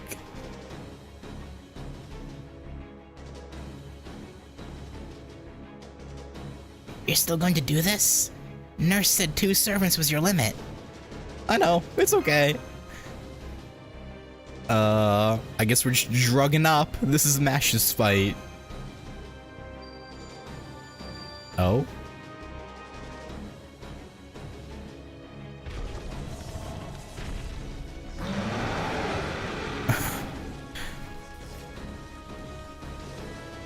Every other servant needed to be defeated in order to let Mash aura farm.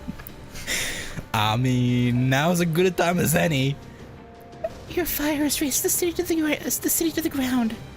You've become a demonic dog that burns fairies alive and feasts on their smoke and lightning. You're a completely different creature than the night I met before. You no longer know this city, or even remember your own name. I know there's no way I can defeat you. You'd probably devour most heroic spirits before they even had a chance. Even so, I can't let you win. Not here. There were fairies who looked up to you. Fairies who wanted nothing more than to come back here. Do you see the shield? This is the shield of the heroic knights you once admired.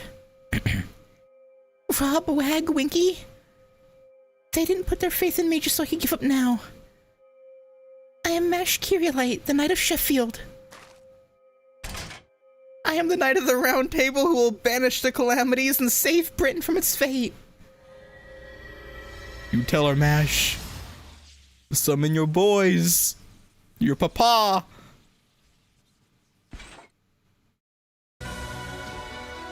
Well said, young maiden. You spoke not from anger at your enemy, but to inspire yourself. Gawain. My fucking dog. I've heard your stirring cry, and cannot stand idly by. I hope you can forgive my tardiness. Would you permit me to join you on this battlefield, Lady Mash?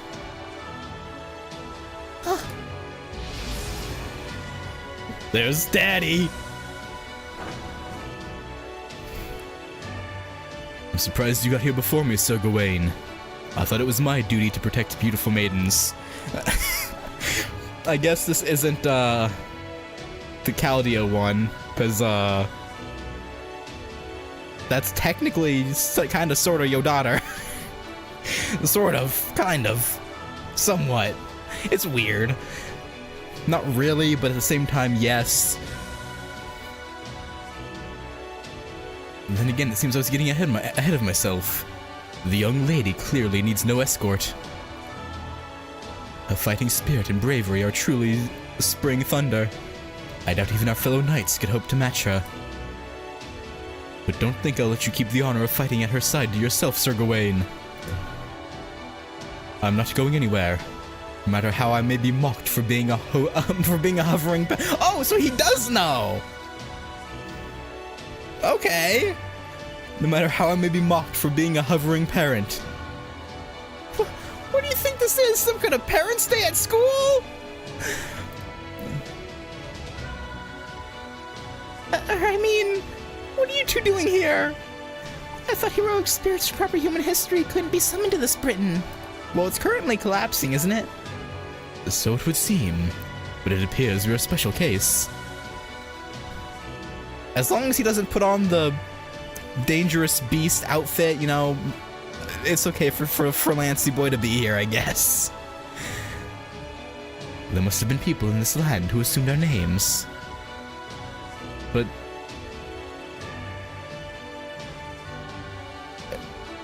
no, there's no way we're gonna resummon Tristan, right?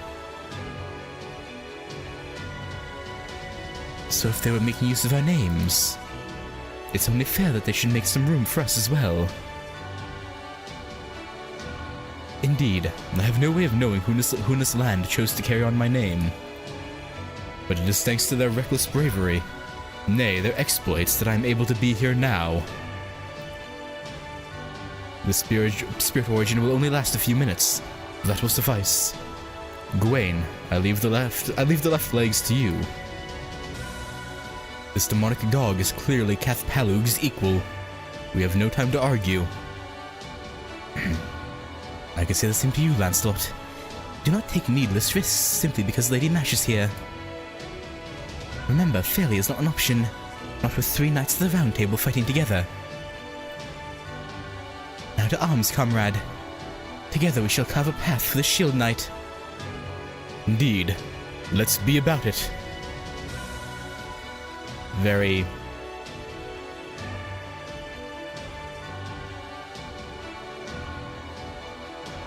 very like millennial speak. I don't know, for some reason let's be about it gives me like early 2000s, like middle school. I don't know. gives me that energy.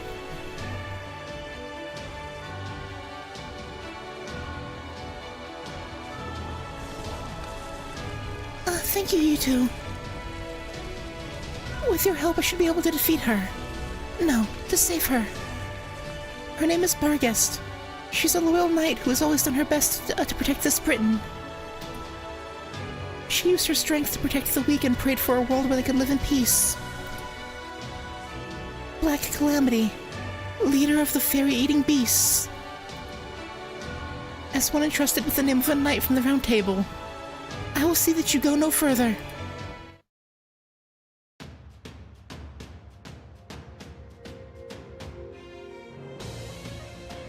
Alright. And we can still summon 2 servants, even though we just said it was Mash's fight. Alright. That's fine, though. We got this, sheep. We got this. Black Grail. And... probably just Black Grail. There they are. Actually, what's your overcharge, Summertoria? Your overcharge is,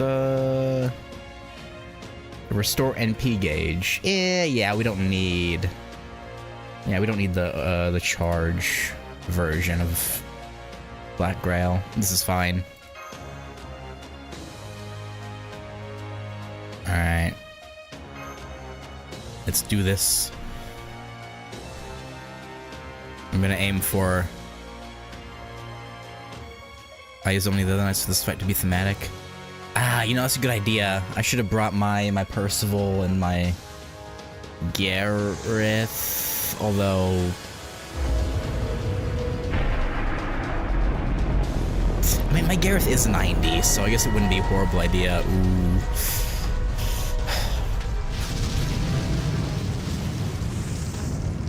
These are way cooler intros than the Olympian Gods, TBH.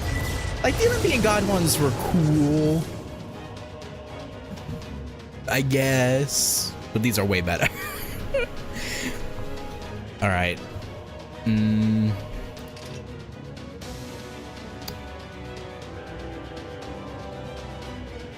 Yeah, let's drop Barghest's fire right quick. We'll hold the full party defense for now. Okay, yeah, this one first. Then this one. And then this only, I think, yeah, this only charges 20. Plus his guts is only 1 turn, so I'm gonna hold that for now. There's MP gauge, so you can see stars. I'm gonna hold off on all of Lance's skills for...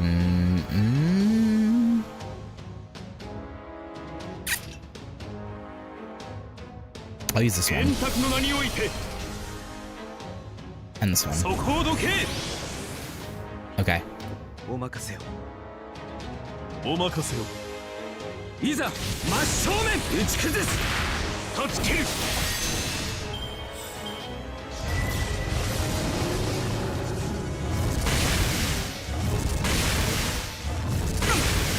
Okay, got rid of my target focus, so that's... was unfortunate. Luckily it didn't do a ton of damage.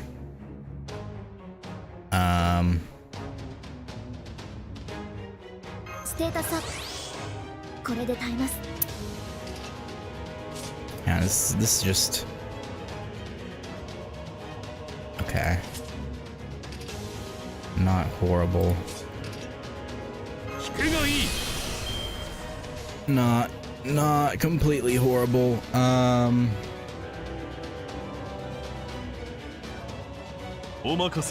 Yeah, Buster Arts. はい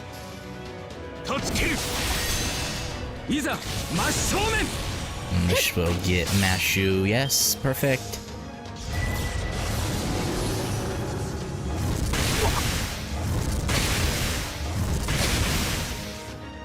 And then it would be overkill to do to do both of the attack noble phantasms, right?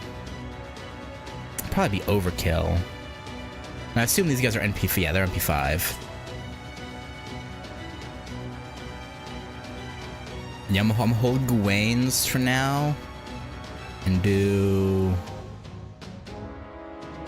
this. I'm gonna give Mash the overcharge. 私は最悪の席に立つ And then let Lance get some of his NP back. 最果てに至れ限界を超えよアロンダイトオーバーロード Damn, only 88k. それは全ての傷全ての怨恨を癒す Yeah, she's been the guest version of her has been NP5 ロードキャメロット the entire Lost Belt, I think. 出直すがいい Damn.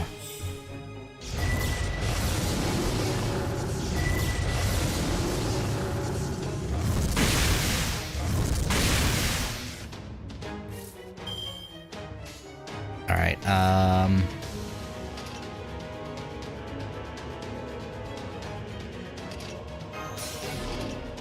Hopefully it doesn't do some fuck shit and get rid of that 了解 on its turn and just lets it attack. There have been instances of bosses doing that. It's never fun.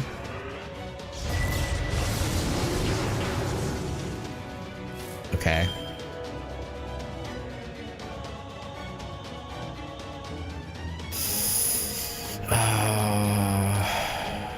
I wish he could give this to someone else. That way I could get Mash up to her Noble Phantasm. I could command spell it, but I feel like that'd be a waste.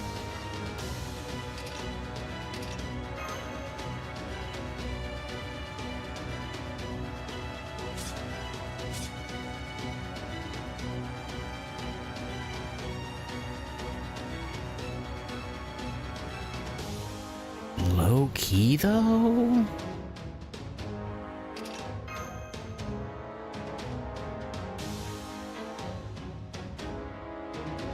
Like on the low?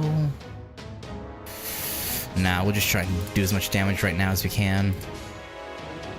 聖剣バットアロンダイト加速せはい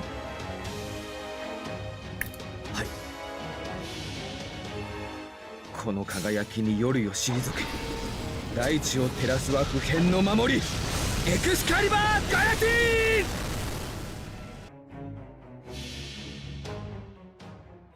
最果てに至れ限界を超えよアロンダイトオーバーロード It's just gonna aim with her Mystic Cut if she can gander someone from a kilometer away.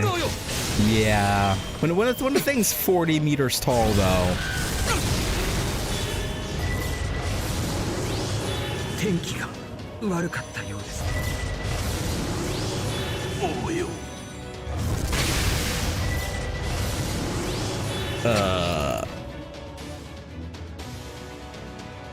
Okay, it doesn't end the fight, luckily.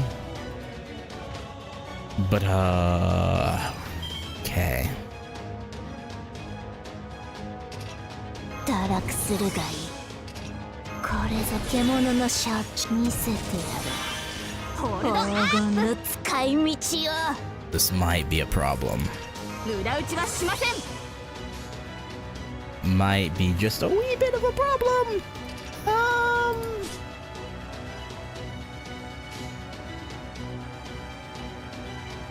酒を金をも楽しみですふん汚らわしいな。フリーズ。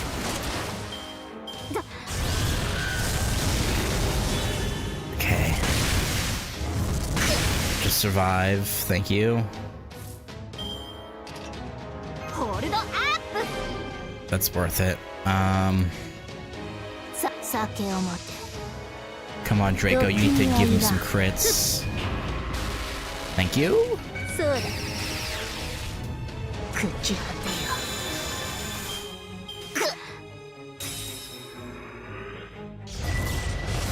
Because of love. I don't know if I would call this love.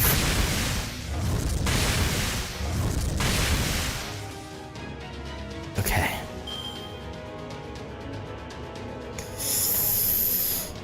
Okay, see, okay. If I use command spells to heal, I can tank her Noble Phantasm again.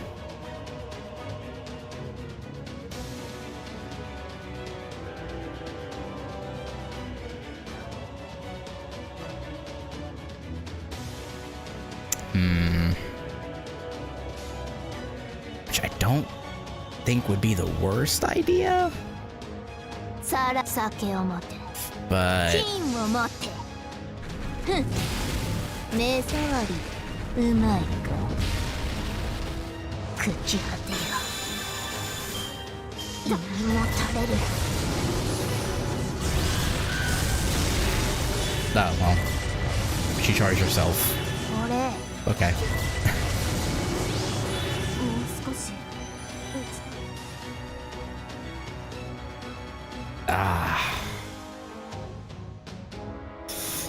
Maybe the cancels for later though, in case you're planning to keep going for longer. I was. This fight's not that hard. I should have been better with how I used Mash's Noble Phantasm and skills. I should have held on to her defense up for the turn that Barghest was gonna use her charge attack. If I'd done that, I could have tanked it with the knights and probably gotten her down to her last health bar with them before having to swap out. She's buff. Yeah, but usually on turns where they have their NP available, they usually use the NP first, the majority of the time. So if I'd saved it for that turn,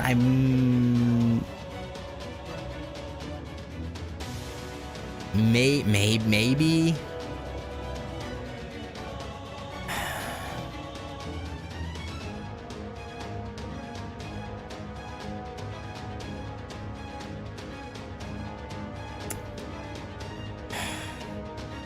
You know what? Here's what I'll do.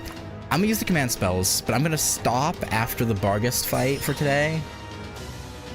And then tomorrow we'll finish things. 受けたものを返す。午前の光よ。良き営みを守りたまえ。 I think I'm fine with that. What's Lancey's? Overcharge is increased damage taken.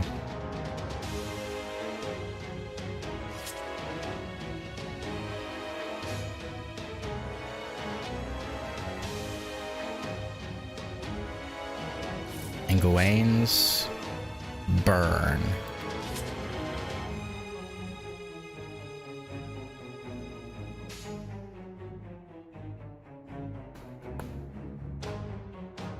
まだまだ我が王には及びませんが、我が王に誓って。私は最悪の席に立つ。この輝きに夜よ退け。大地を照らすは不変の守り。エクスカリバー・ガラティ。それは全ての傷。全ての Nah, I 栄 think 光を the 癒す。 Lord Camelot should be enough defense up for this turn. ロード Just in case we go another round of her Noble Phantasm, I wanna have the defense up for then. だんだんと燃え盛れ我が聖剣アロンダイトオーバーロード I don't think we will. We should.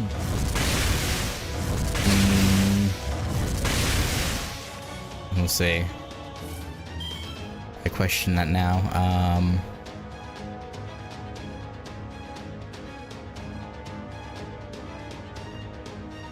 I'm gonna まだ倒れません。ステータスアッ make Bargy focus on MASH.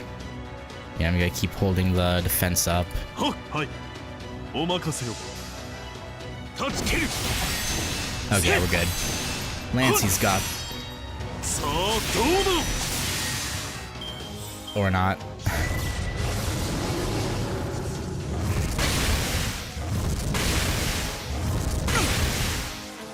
Okay, no, he's got this. Oh, but there's no. Okay, sorry, Lance. I was trying to give you some. I mean, I could noble fan. You know what? Sure, that would be thematic. End it off with a noble 湖の phantasm, 乙女と共に and then his daughter. プ。はい。輝きは皆物事 You got it, Lance. だんだん Show と off 燃 in え front of 盛れ Mashi. 我 You が got 聖 it. 剣アロンダイトオーバーロード You got that, she boy. 戦闘終了しました撤収の前に資源は回収しておきましょう All right. Ooh, Black Beast Grace. Can always use more of that. I think I have someone who needs it right now. I think.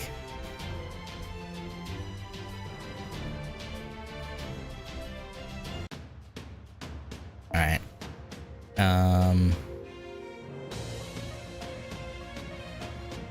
Yeah, I'm gonna do this node as this arrow. Just because I want to see what the follow-up dialogue to that is. I just hope this fight's not anything insane. I don't think it will be. But The beast's magical energy signal is gone. nah, but that's still got to be dialogue with Bargy, right? Like, it's like she's on the verge of death, but like she's not dead yet, right? We're gonna have some dialogue with like Bargy as she's like.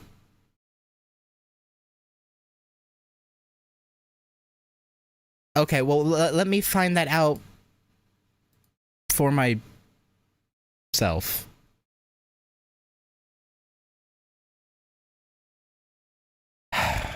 And the smoke and fire that was covering Norwick disappeared along with it. She did it, Ritsuka. Mesh actually banished a whole calamity. I can't believe it.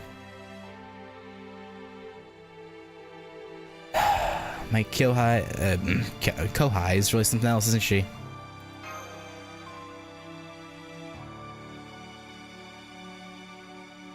Oh geez, you just barely pulled through. I can't believe you remote summoned 2 servants, twice no less. Just lie down and rest, okay? We have 10 minutes until our rendezvous with the Stormborder, and Mash should be back soon, so... yeah, you should have just enough time to grab a few winks.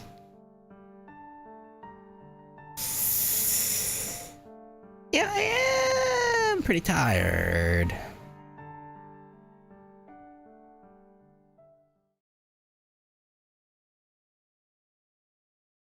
For some reason, I can just tell when and where he'll try to strike. We are both worthless good-for-nothings at heart. Mounier? No one's gotten into the border, right? Right, Mounier? I was always thinking more about how things would end and how long they'd keep going. Remember that well and don't let your guard down until it's well and truly over. Yeah, keep those eyes open. Don't let Pepe down.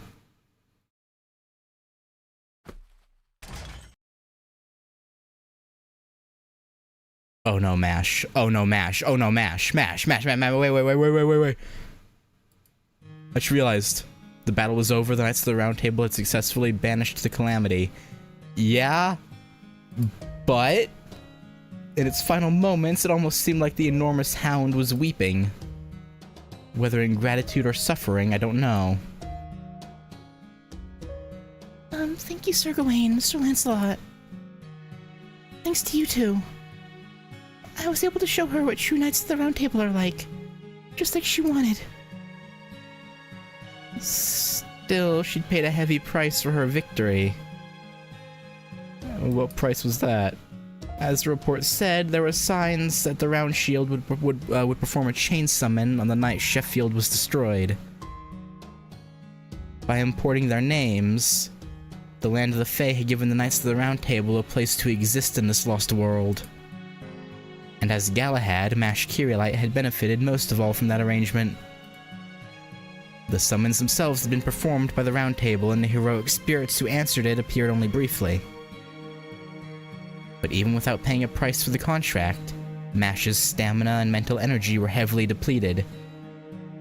I'm pretty exhausted, but I don't have any major injuries, and my respiratory system is fine. Yeah, for now.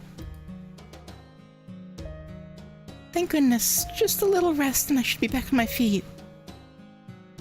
Alright, I should let Mounier know I'm done. Oh, we know, but maybe keep an eye out on your surroundings. Just as a aside, I can make it back to the Shadow Border in 4 minutes, so he can just wait there for... In her current state, Mash should be able to recover her strength and magical energy to combat ready levels in 3 minutes. And make it back to the Shadow Border 2 kilometers away in less than 1. However, if she were attacked in these 3 minutes... Be careful, Little Red Riding Hood. When you're that tired, you're easy pickings for any wolf who happens to come along. Oh, you fucking piece of shit. I hate you.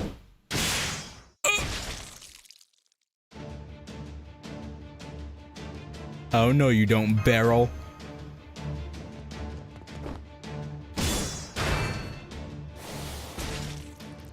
Okay, what was the blood splatter? Senpai, what are you doing here?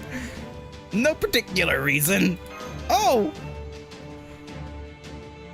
Never mind that now. We need to get your wound treated.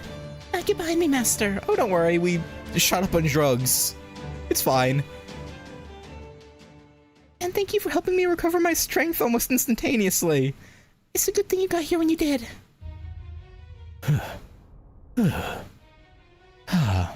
Well, shit. You ran all the way here from the border.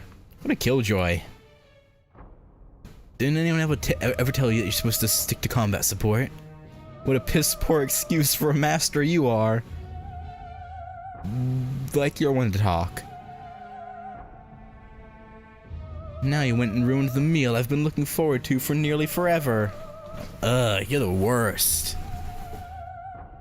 Guess I must have lost a step if I messed up something so easy. Oh yeah, you falling apart?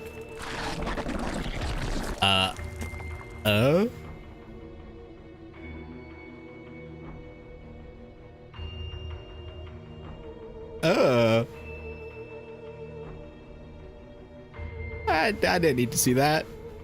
His body's just barely holding together. Yeah, we can beat him easy peasy. Errolgut, I thought you might still be alive. Of course I am. Can't go dying while I still got a reason to live. What's that? Isn't that right, Mash? I'm sorry I left you alone for so long. I didn't get tired of you, I promise. Just lots of crap getting in our way. Not only have there been no opportunities for us to spend time alone together like we used to, but you even got healthy enough to get up and start moving around on your own, just like the doctor planned. What the hell did you do to her when she was still a bedridden homunculi with like no real personality?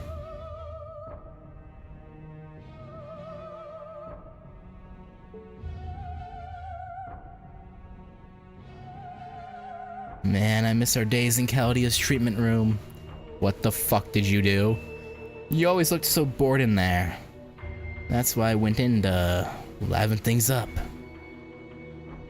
You didn't have much in the way of human emotions back then, but you still had the same responses to pain as anyone. Yo, Ritsuka, slime this guy. Fucking kill this guy. I still remember the sound of the bones in your fingers snapping and the way your screams echoed around the room. And the doctor just allowed that? It was like I was playing in a concert hall and you were the piano. Just the two of us alone in the world.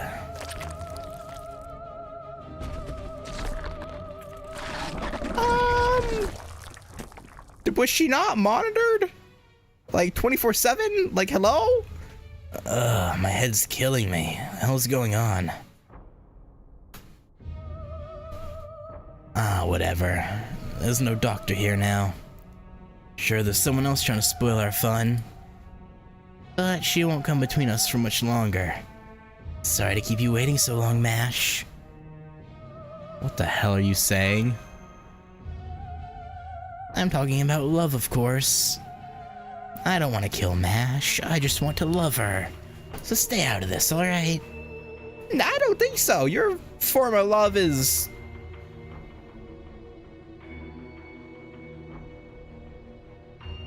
worse than perverse. It's barbaric. Go on, MASH, tell her. Tell her this is just how we communicate. Do you think that the feeling's reciprocated? Or something? Tell her this is my love language. That may be true. You never had any malicious intent toward me, murderous or otherwise. When you broke my fingers in the treatment room, you even seemed genuinely concerned for my condition. You listened intently to my cries of pain. We gotta kill this guy. And you said that was love. You said it wasn't joy that moved you, but the sight of agony. You're sick, Beryl. Well, of course, I'm only human. I never had many friends I could really relate to. So he's kind of like Kirei, huh? Same with interest, really. Hard to find someone who...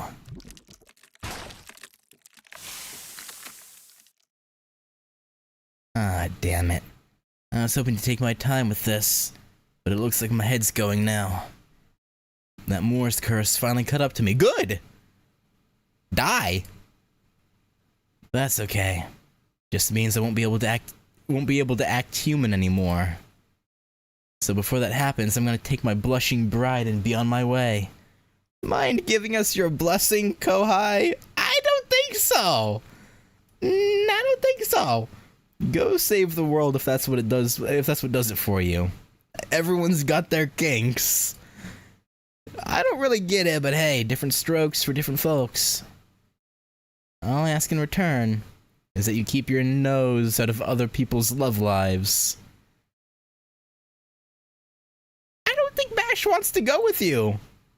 I don't think that's something she wants. I very much, think that's not something she's okay with.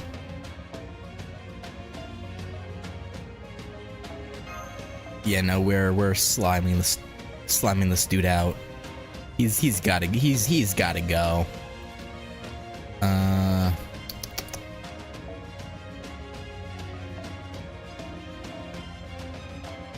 He cannot be allowed to exist, ever. Anywhere, in time and space.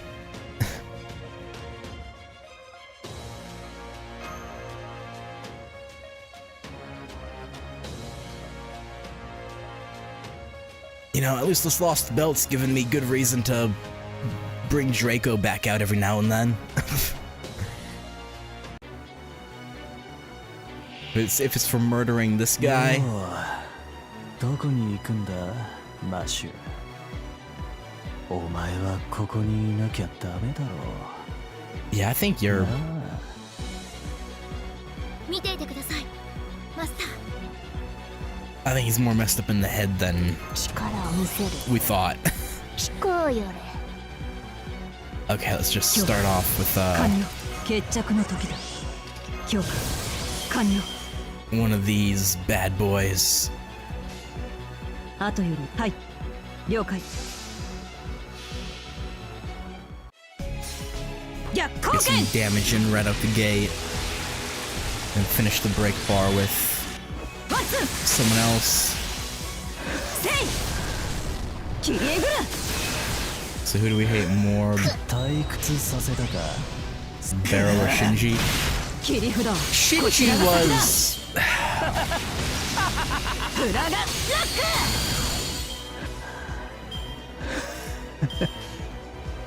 messed up. But 金を持って in his defense, he was kind of treated as like worthless by his. You know, Shinji had kind of reasons for being the way he was. I don't know enough about Barrel's background to give him any sympathy.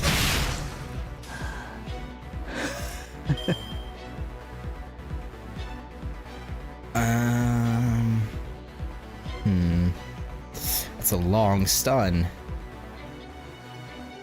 I mean, it's not excusing what Shinji did either, right? What he did to Sakura was inexcusable, but he also didn't really have the best environment to grow up in, and he was just taking a page out of Zouken's book, I think. So it's like,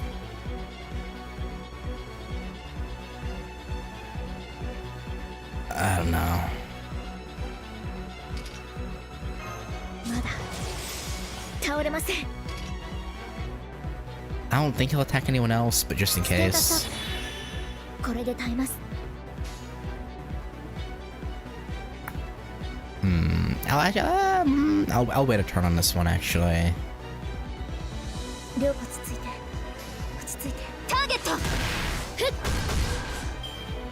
今も食べる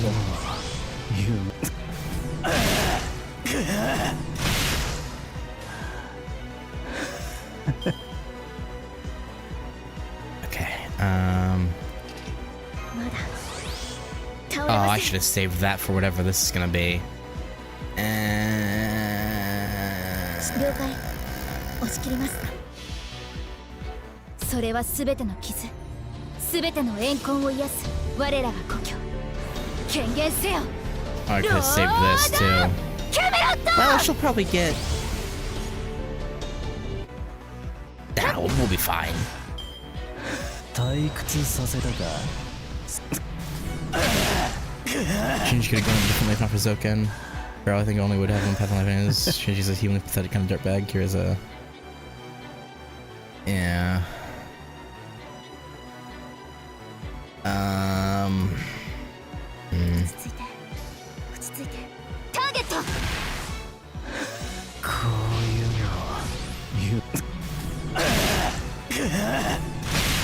の Okay, he'll just target mash no matter what. That's actually good for us. And we got everyone else back. Okay,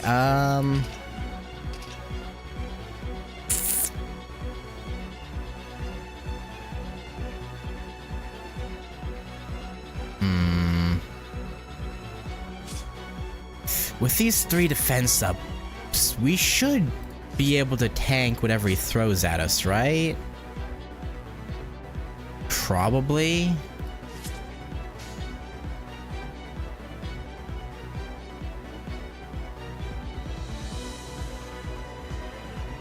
Hi. 落ち着いて落ち着いて金を持ってふっふっうまいどこに行こうってんだい Yeah, okay. Okay. Okay. We're fine. We're fine. We're fine. All's good. All's good. All is perfectly as it should be. 卓上に人類は滅神明会長私は最悪の席に立つ Yeah. 皿表 Hopefully the Lord Camelot with overcharge. 我が指となるがよい抱くとかし平らげようか Maybe I should have stunned him, 見 but 過ごしてだな I don't know how much health his guts is gonna 全ての give 栄光を back. 癒す我らが故郷権限せよロードキャメロット Like, is it one of those ones that gives him half his HP bar back, or? 退屈させたか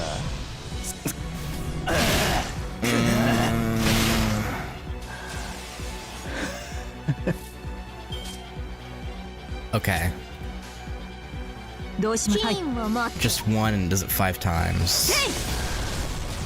Mash should survive one more turn. I should have stunned him. I should just stunned him. Why didn't I stun him? You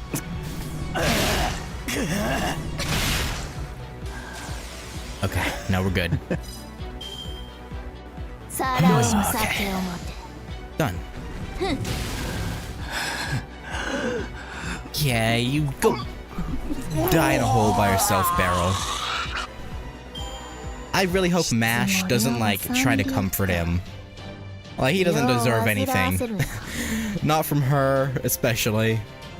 But not from anyone.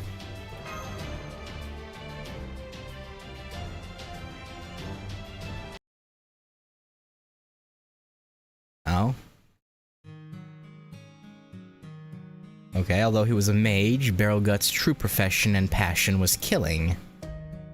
He learned the dark arts from his mother, one of the Magecraft world's rejects. And a witch. In the Mages Association, witch is not simply a word for a female mage. They're considered completely different creatures from humans. Supernatural beings by nature, which is created by Mage Association's Humana or Botany department, which studies curses and medicines. And were also involved in the establishment of the first magic. But there are no witches present in the Mages Association anymore. As time went on and civilization developed further, they changed both their form and their way of life. Barrelgut's mother was one such witch. The witch's transformations were myriad. Some returned to the earth, some returned to the past, and some joined the first. Mages thought these transformations were miraculous, and spoke of them in reverent tones. Meanwhile, some witches abandoned their way of life and assimilated into civilized society, with some of them falling so low as to become human. Oh, low, huh? Witches who had fallen were treated with neither compassion nor respect.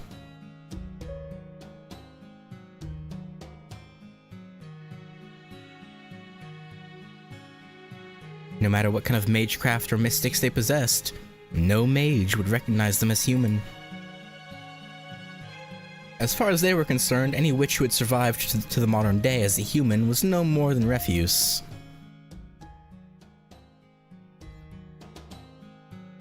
Hey, Gran. Why do witches die if they fall in love with a human? A young Barrel posed this question to the witch claiming to be his mother one day. His mother, who more closely resembled an enormous toad in a robe than a human being, replied, Why, that's easy. It mixes bloodlines that rots our souls. We're fairies, you see. We don't give birth to children. I'm my own daughter, see?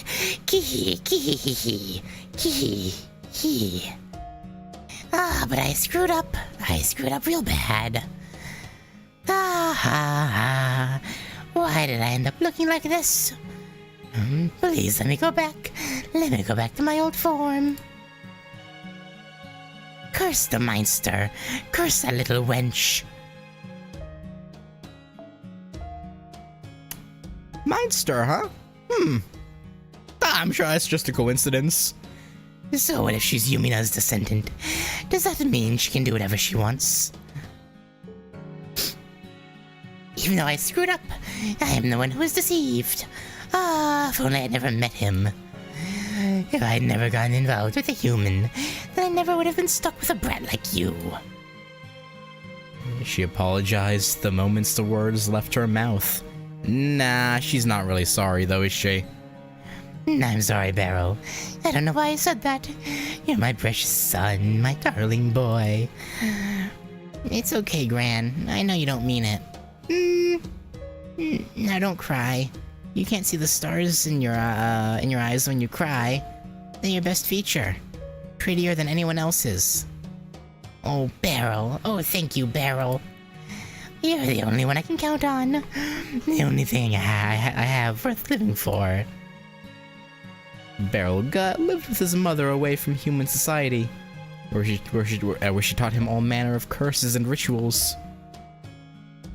It's unclear how much influence these spells, most of which used the life as their chief ingredient, had on Beryl's personality. He learned things like how to track prey and how to make a witch's pot that could cross two living things together. He learned how to conceal himself, how to make deadly poison, how to turn karma into tumors, how to amplify pain, how to borrow against misfortune. He especially loved spells suited to assassination and torture, and his mother happily trained him. That might have been a mistake on her part. So there's no more spells you have left to teach me? I see. That's too bad, Mom.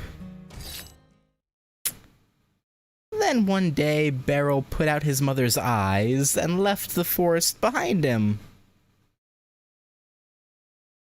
Well, I thought he was gonna straight up murder her, but no, he just took her eyes. You know, that could have been worse. You know, that could have been worse.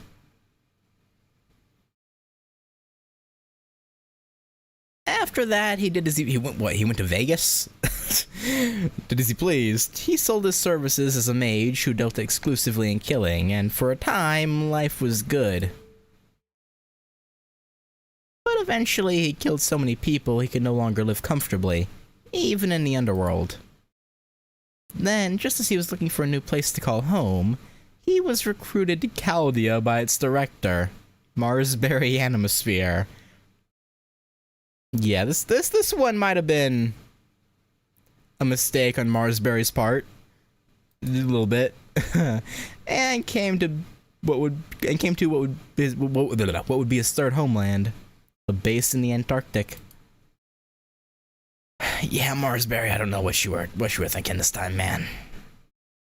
There he saw a creature so ugly he could scarcely believe his eyes. Whoa, you gotta be shitting me. What the hell is that? I thought Chaldea was supposed to be a humane organization about preserving humanity. So how does that thing figure into your mission, Doctor? This creature's ugliness wasn't a matter of its appearance, but rather its way of life. It was incomplete, like an eternally premature infant. Beryl laughed and said it reminded him of a balut egg. And on top of that, hey Doctor, what's that girl's name? I've seen a ton of people over the years, and that girl right there, she's something special. She might have a long way to go now, but one day she's gonna be prettier than anyone else. It seems Beryl may have inherited his mother's green thumb, as he had a gift for growing flowers. Oh yeah, I'm sure he had a huge part in how she ended up. He knew that this one might be beautiful, might be a miserable sight now, but in 10 years, she would bloom into something beautiful. And so he decided to watch over the flower's growth. It brightened his dreary days. That said, I don't actually know the first thing about art. Whenever I go to a new country, I always make sure to visit its biggest art museum. I've seen a lot of renowned landscapes and paintings, but I didn't think much of them. And I could tell they were well made, of course, but that's all. For the longest time, I figured I just wasn't the kind of guy who could appreciate beautiful things. But then, I fell in love, Mash. I finally got to know who I really am. I don't hurt you because it's fun or because I hate you. I hurt you because I care about you. That's like the most cliche, like, abusive parent line ever. Like, you see that in all the, like, books and TV shows that feature, like, an abusive parent.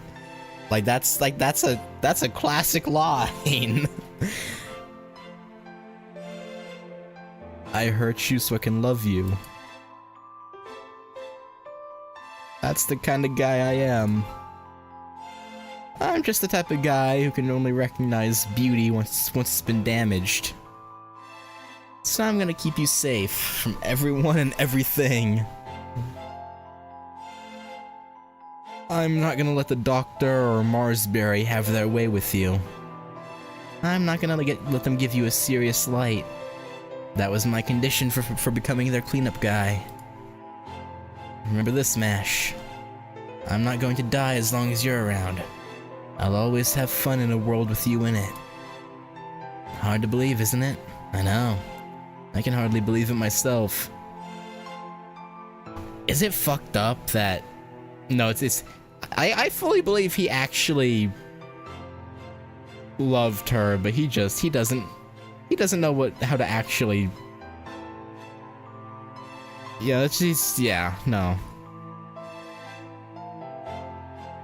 I almost feel bad in that sense, but also, no.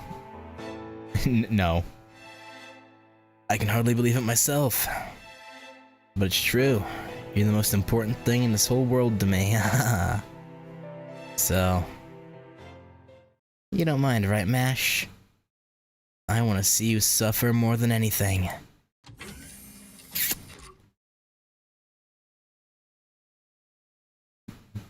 Barrel gut! Yeah. Yeah, kick his ass, Roman.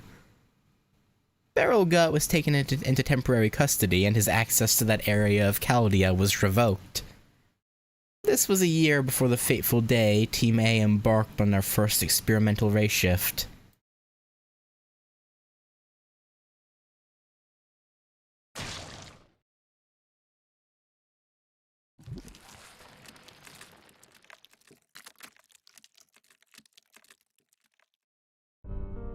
Huh? That's weird. Why are you punching me, Doctor? Are you trying to take her away from me again? Wait, please, you can't do this to me. I still haven't felt anything. I only accepted this shitty deal to be brought back to life because they said you were here. All I wanted was to see you again. Yeah, well, you could have gone about it in a better way. If anything, you could have repented and came to our side as soon as you were woken back up again.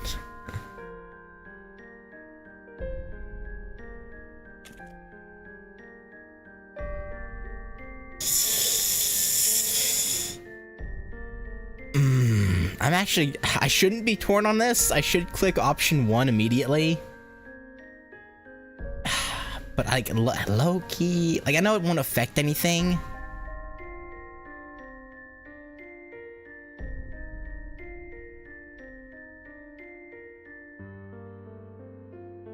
Nah, 1. It's okay, Master. We can't do anything anymore.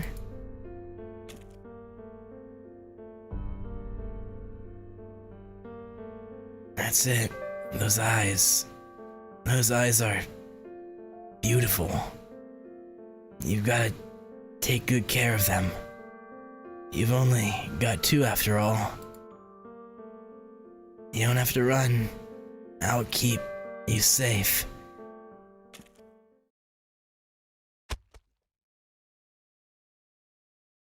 I love you.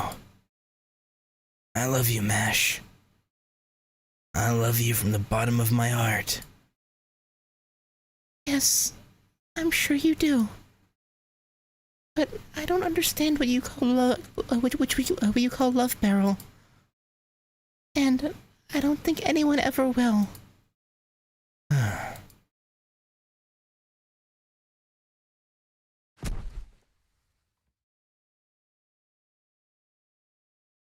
You know, in a weird way, even though that might have devastated most normal people, I think that, if anything, gave him some peace.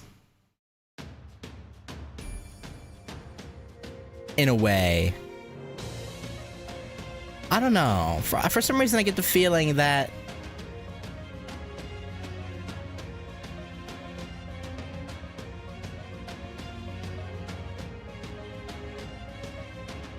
wasn't the devastating blow to his ego that it would be, or that you think it would be.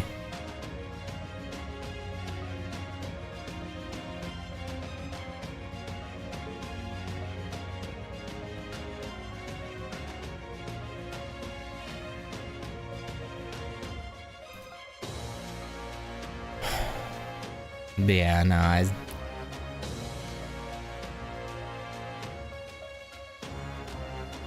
again, I know they wanted to try and make him sympathetic with the, spells that he was subjected to when he was younger could have messed with his personality.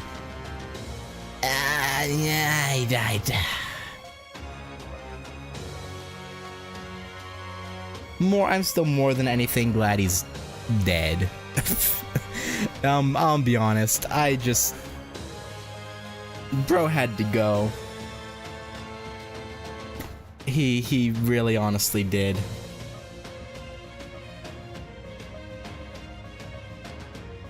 Like, he just...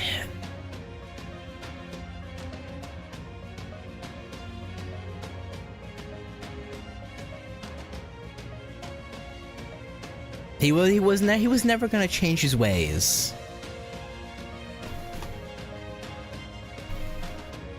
Like, I don't think he was even capable of even attempting to change his ways. And he had no interest in changing his ways. So... yeah, I think ultimately that was the way he was always gonna go, no matter how much he struggled.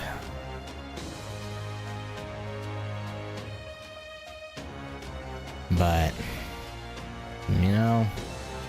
maybe in somehow, some way, he'll find peace in death. Although he's probably going straight to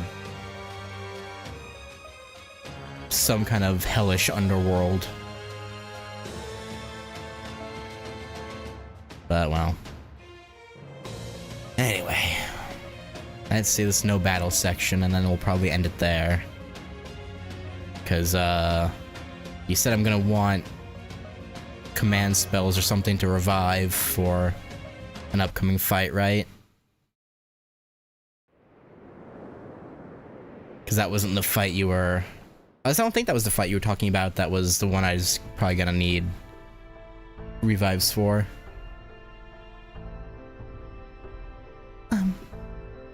Okay, the shit. Even though I ended up using it. I mean, I could have done that. If I had redone that fight, I could have done it without using the command spells, but I was just like... I don't really want to redo it. Like, I could have, but I didn't really feel like it. Plus, at that point, I definitely wouldn't have had time to keep going, and then the command spells wouldn't have been used at all, so it's like... ultimately, it's probably better it was used up there. I have a theory that near death, what gives peace and certainty, knowing exactly what and when will kill you, knowing exactly how people that matter to you feel about you. There's no ambiguity, there's only peaceful resignation and acceptance in that.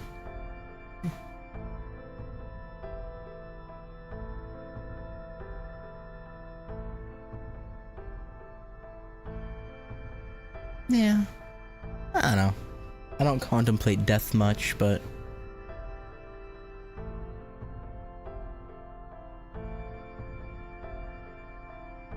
I suppose. Not gonna lie, LB6 has the hardest fight in the entire game by a big margin. It's coming soon.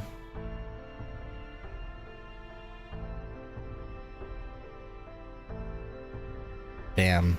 I've heard whisperings of like this, of an Ort boss fight.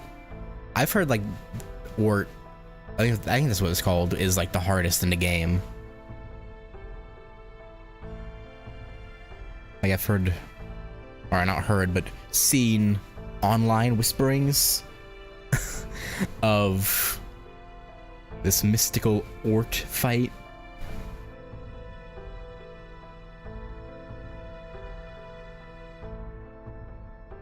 But that's not here. Again, I know Carnanos is supposed to be annoying. Because like I said, I fought him at last summer's event. But he wasn't like that bad, but maybe he's just like, that was a super nerfed version, or maybe it's something else entirely. Maybe it's not Carnanos that I have to worry about. Okay, the Shadow Border is on its way to Norwick, so now it's my turn. I'll be back in 20 minutes. Right. I know you said Salisbury is the safest city in Britain, so I'm sure you'll be alright.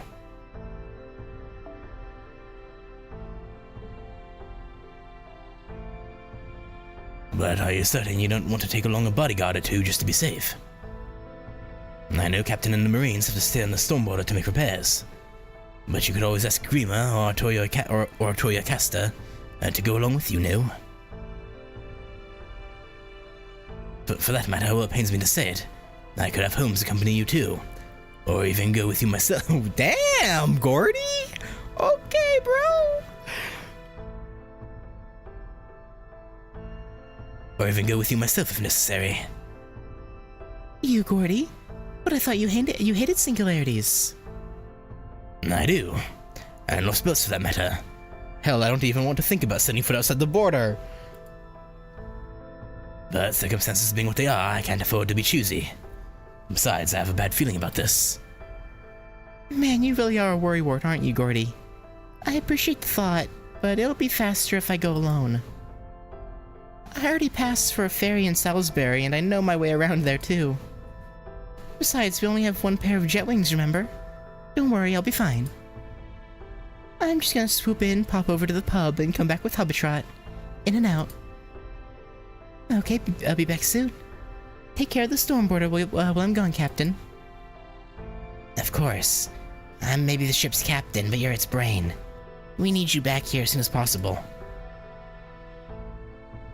Oh, you? You know just as well as I do that Professor can handle things here too. Still, I appreciate the vote of confidence. I'll be extra quick just for you. Uh-huh.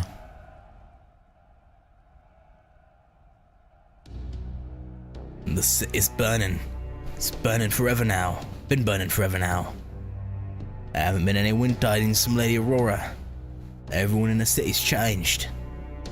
Of course, I'm not surprised. Deep down, we were all jealous of each other.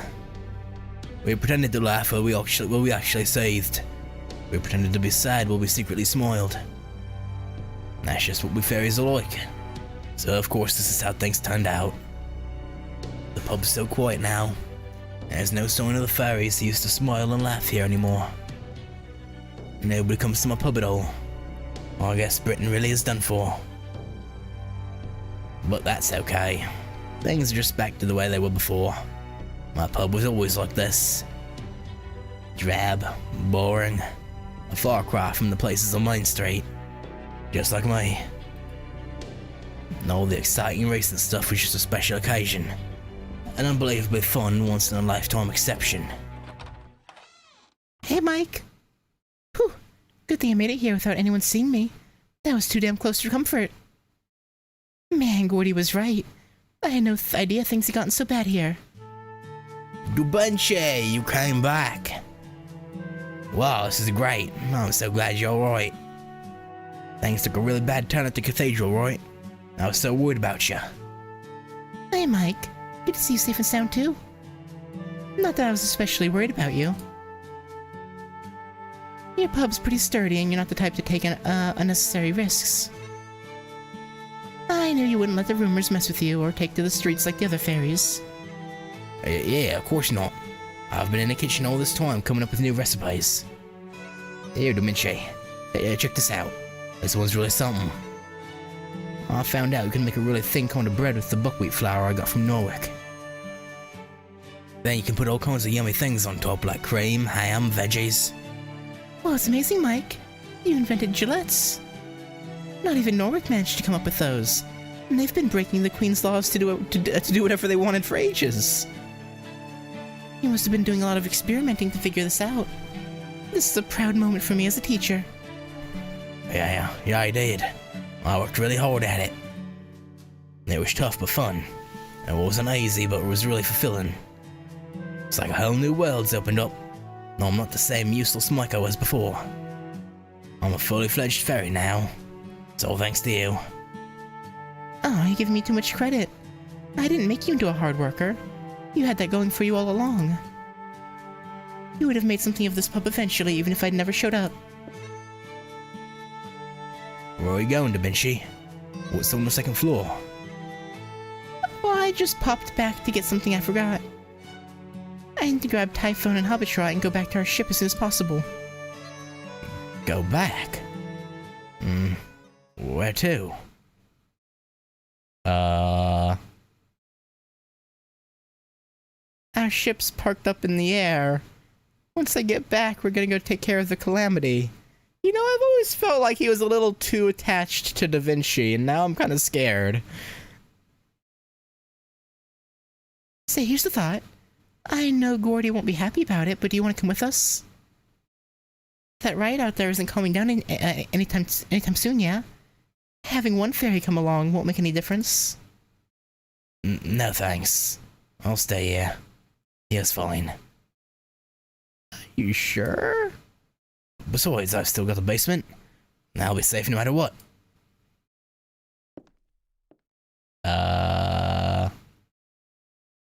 Yeah, it's safe here. There's nowhere safer. Mike? Buddy? There's no point going out. We Can just stay here. Forever. Mike? Mikey boy? Habitrot? Are you up? Are you still conscious? Yeah, is that you, Da Vinci? I knew you'd come back for me. I wish I could have gone to meet you myself, but oh well. You don't have to say anything. Your face is saying everything I need to know. That's good. Keeps things simple. Yeah, it does. I don't know how things ended up like this, or why you made the choice you did. But after scanning all of Britain with the border, this was the only conclusion that made sense. You are going to help us, right? Of course. Besides, it's been kinda tough staying awake all this time. I hate to ask, but would you mind carrying me? I can't really move so well anymore. Happy Cat? You bet, that was the plan. Thanks for everything, Habitrot. You really are a bride's best friend. Happy Cat? Mike, what are you doing, Mike? I know the truth, Da Vinci. Now, I know you're not a human or a fairy, but I don't think Ritsuka or any of the others.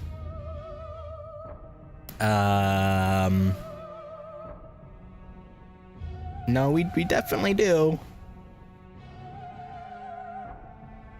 Mike?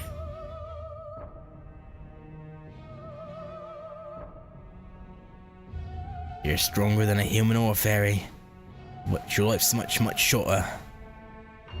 And pretty soon, it's going to end. Okay, I've got Typhone Mark II. Now I'd better hurry.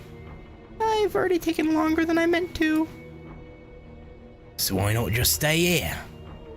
That way you'll live at least a little longer than if you go back outside.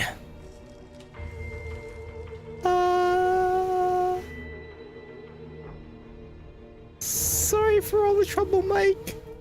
I'm really glad you were here. And I don't just mean for today, I mean all of it. If I hadn't met you, our journey would have been a lot harder. So thanks for listening to me that day. Hub life turned out to be a lot of fun. And since I might not get another chance to say this, I just want to tell you that you've got a lot more going for you than you realize. And I just know you've got lots of days filled with even more fun ahead of you. Uh-huh.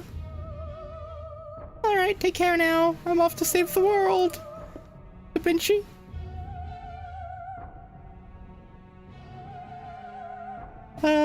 Turning around and heading for the door. Her back is completely exposed. She's gonna leave forever unless I do something. Without, I'll just go back to being my boring old self. I don't want that. I don't even want to think about it. The whole idea is too frightening. I need here. She should stay here. She'll live longer that way too, so...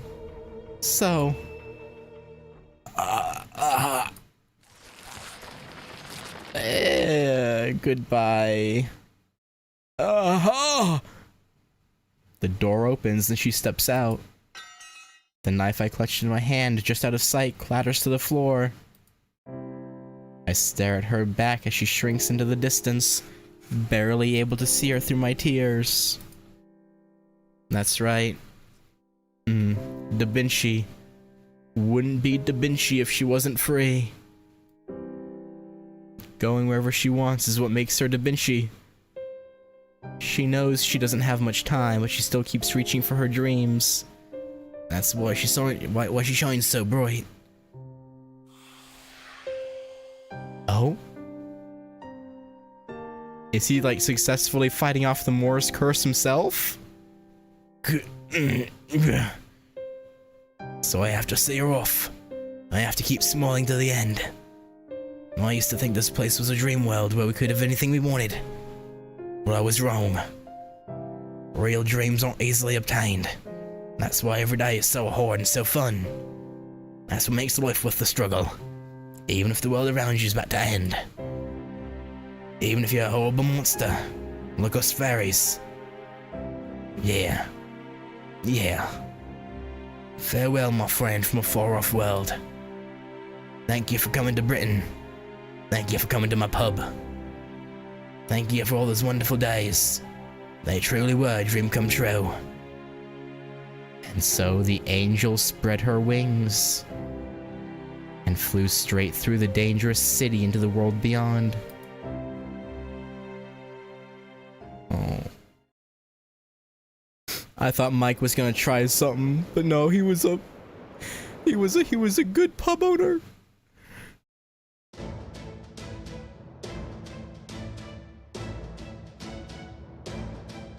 Good fairy.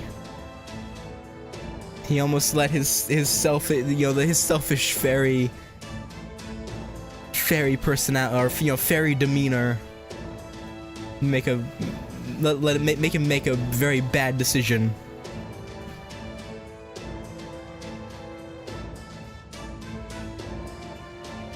Alright. Mash, Meunier, and Ritsuka are back from Norwick. And Da Vinci's back from Salisbury. All our units have completed their missions and can set a course for the pit. But before we leave, we still have time to do one last run-through of the operation. Commander Gordolf, would you do the honors? Right, of course. These run-throughs are important, after all. I appreciate your consideration. Right then, listen up, Caldia Lost Belt Field Team, and local collaborators. We're about to fly to the pit and begin our battle against Kendanos. This should be our final battle in Britain, so don't worry about saving your strength for later. I want you all to use everything you can, every special technique and every ace up your sleeve. I mean it. You guys are always holding back one last trick. This time I want to see no holding back, and no secret last-minute surprises.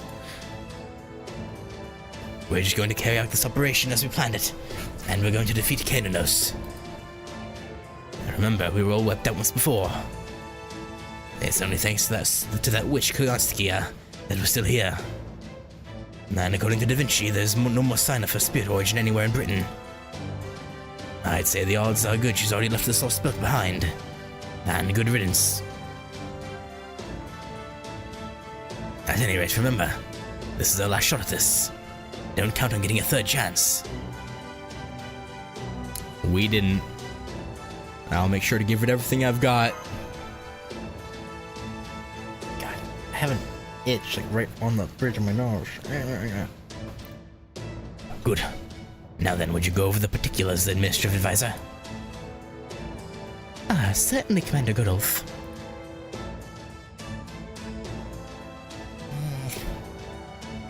Our repairs on the Stormboard are complete, and our flight and weapon systems are all fully operational.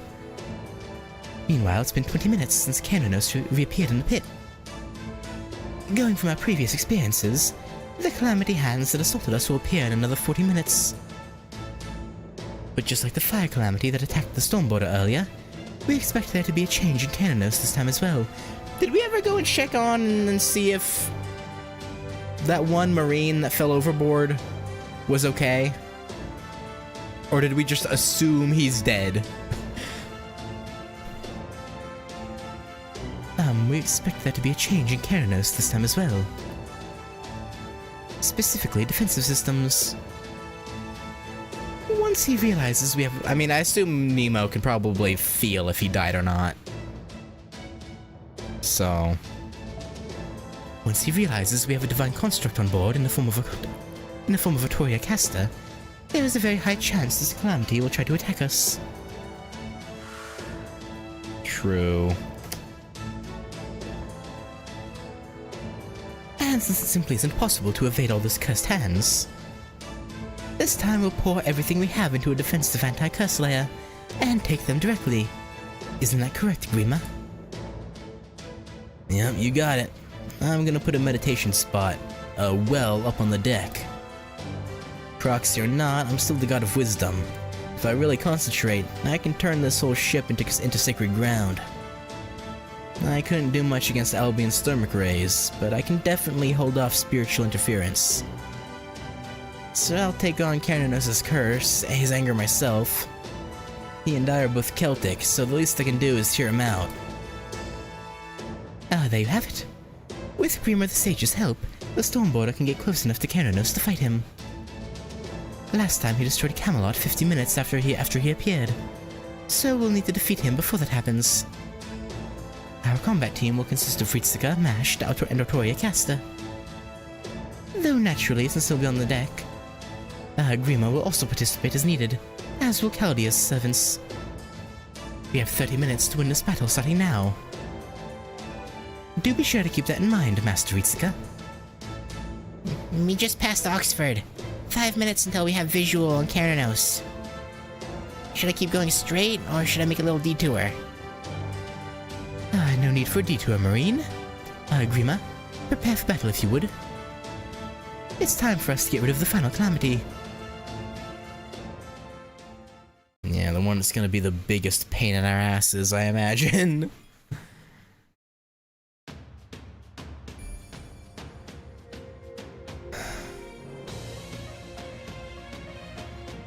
Okay. I feel like that was wholly unnecessary to have the Oxford thing pop up, but alright.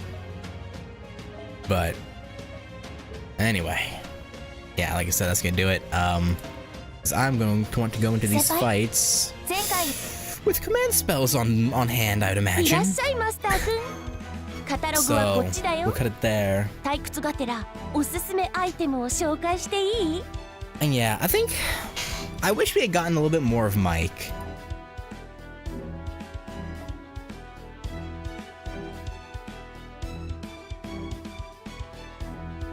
Like, I feel like he didn't... I feel like he could have used more screen time. I don't know.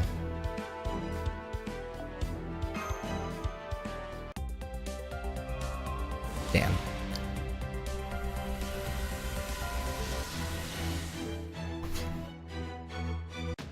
Like, not a lot, but like...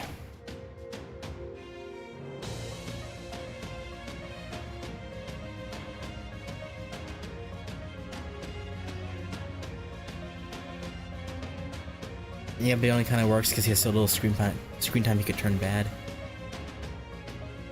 I don't know. I wish we had gotten, like, maybe a few flashbacks throughout focused on, like, Da Vinci and saw, like, her interacting with him more. Like, during those 10 days that we were unconscious.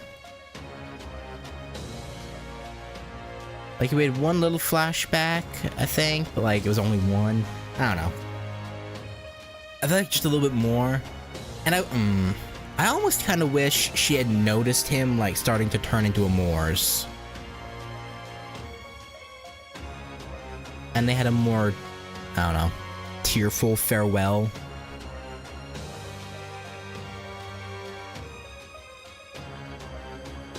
But I don't know. Maybe that wouldn't have worked. I don't know.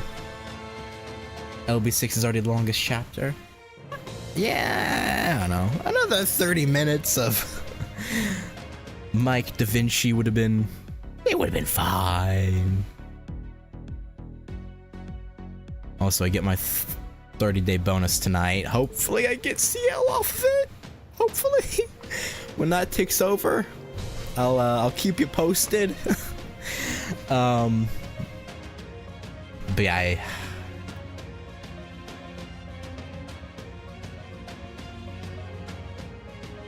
same with Bargist. I wish we had gotten, like, some... Like, maybe she'd come back to her senses, like, as she dies and thanks Smash or something. Like, I wish Bargist had some lines as she died. I wish Mike and Da Vinci had been more... I don't know.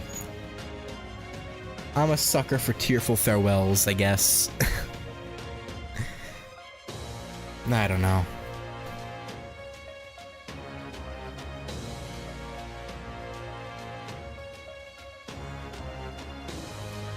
Is what it is.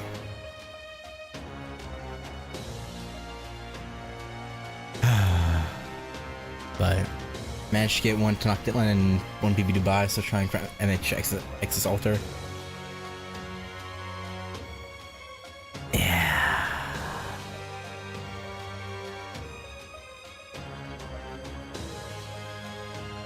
I'm glad for you. I'm probably gonna do the CL pulls when I get to 30 tonight as singles. So that way, if I happen to get her before the last one, I can throw a few into BB's banner. Maybe. As assuming I get CL at all.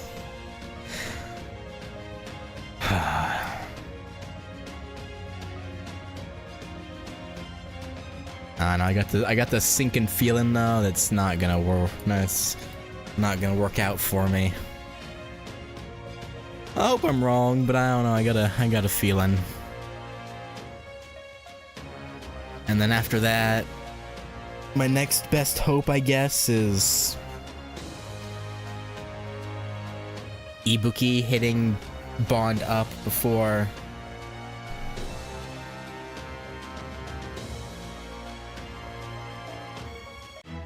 CL is gone. How close are you to pity?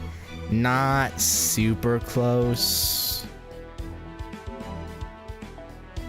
I'm 234 away.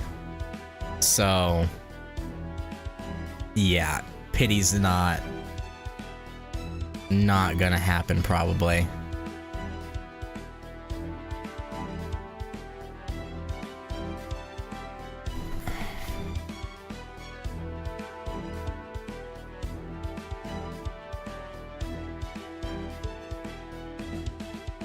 Probably not. Next stream 4 hours of just fighting Keranos, huh? Nah, he'll be light work. Probably, maybe, hopefully. I'm sure he's not as nearly as bad as y'all making him out to be, right? That's impossible. No blue cubes, it's gonna be rough. Nah. I'm sure it'll be all 前回の A-okay. 調査レポートは順調ですか？ He was crowned in the recent magazine poll as the worst fight in the game by GP players. Well, I mean,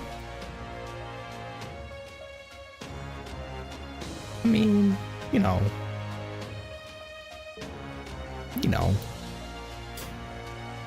I'm sure most of them didn't have a Draco when they fought him.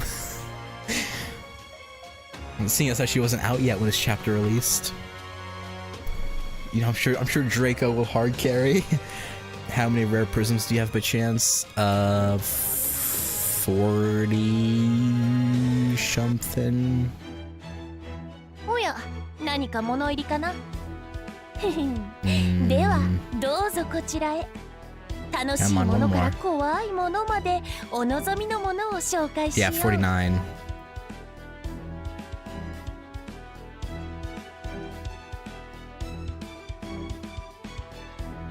レアものだね。任せて。 Speaking of, is there anything in here that's interesting? それともあれがいいかな。 Oh yeah, I was looking at this craft essence before. This is actually really good, isn't it? 悩んでくれたまえ。 I mean, when fighting servants anyway, but...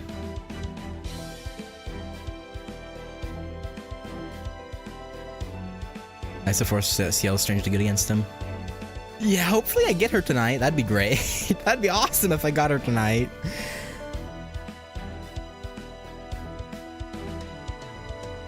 But,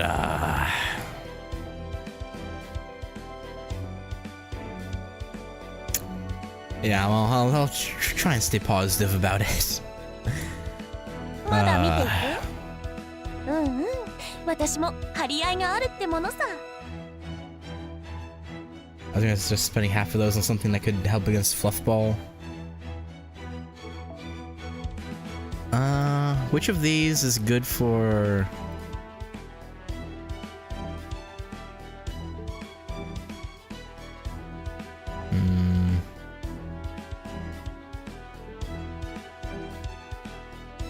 There's only several good servants against him. Yeah.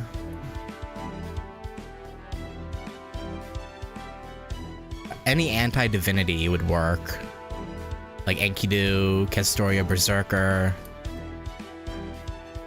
I'm sure I have other anti-divinity. Oh, Nobunaga.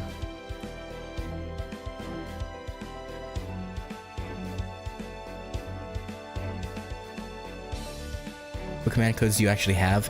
I only actually have one command code equipped on anybody, and it's the Roman trait on one of Draco's Buster cards. それとも盛大にリソースを使うのかな？ I actually don't have any others equipped. But in terms of like what I could equip on people, let's see. I have Funny Vamp. Actually, Kernanos might be chaotic. Apply Sure Hit and increase critical strength for the engraved card. Apply 20% special attack, Bind, Stun, Petrify. Affect the engraved card. Like, I've got some alright ones. He's chaotic good. See, a Funny Vamp would be good. I just don't know who I'd put it on.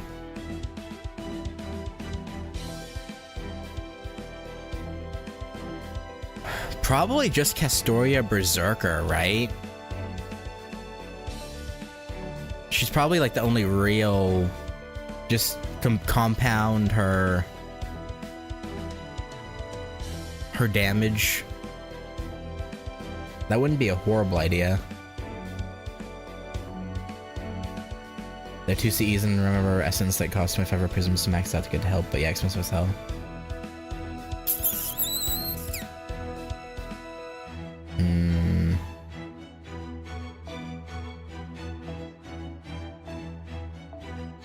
Are any of these anti-divine?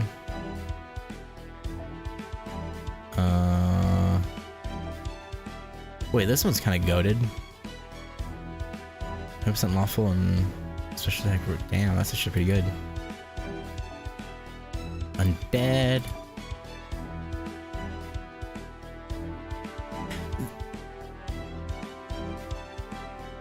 Cernunnos is technically dead, right? Because would this count against him?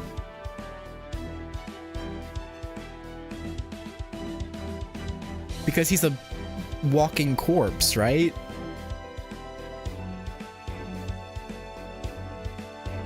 So, like, no, alright. This comboed with the Yangui Fei one would be solid. I don't know. No, well, I'll worry about these later. For now, though. We'll back out. Hang on. Actually, first, let me check out Remember Essence. 新生ダヴィンチちゃんの素敵な工房にようこそ。アイテム交換だね。いいよ。そういうのも嫌いじゃないし。Which one of these would...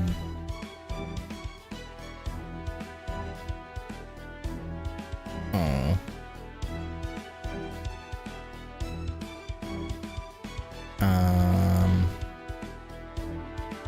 No, not you.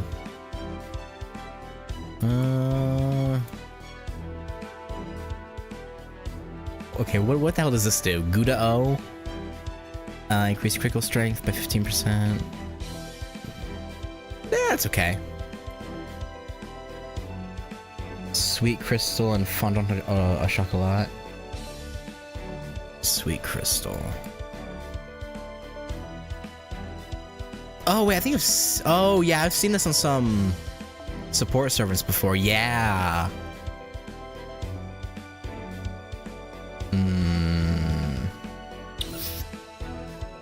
I've actually thought about grabbing this before as well.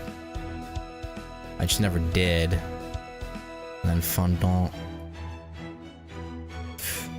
25% special attack divine. These would be good, actually. Like I said, I've actually thought about grabbing this one before. Oh. But wouldn't just putting a Black Grail on Castoria Zerker or Inverted Rain of Mud just be better? Because that would amplify the damage anyway. I feel like it's hard to beat Black Grail in a lot of ways. Like, this one would be good for the Ignore Invincible. But...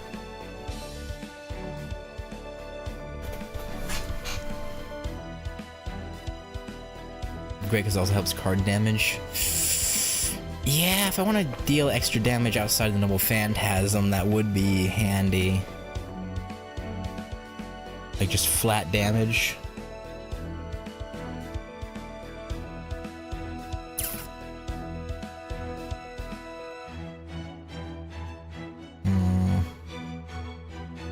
I don't know.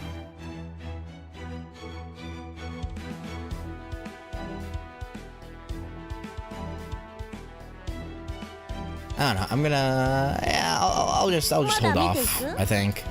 And wait and see for see how the fight actually pans out.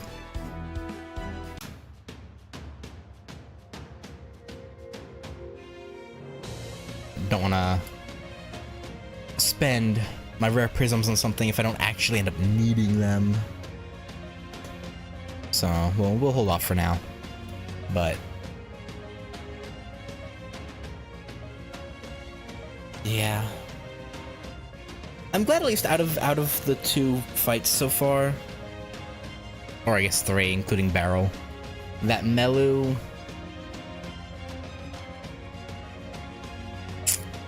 Well, not really. I'd say Melu kinda got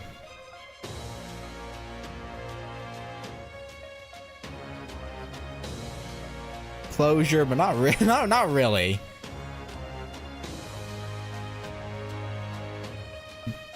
all we got was that she was letting out a sound that almost sounded like sobbing as she fell from the sky. So I guess I wouldn't even really call that any kind of closure.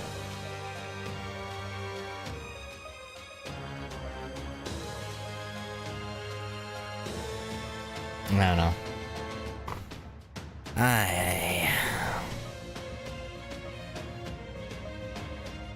I'll maintain, though, with the other two that, or with Bargist at least, that she should have had a better send-off than just we beat her and she dies with nothing else. I'm a stand on that.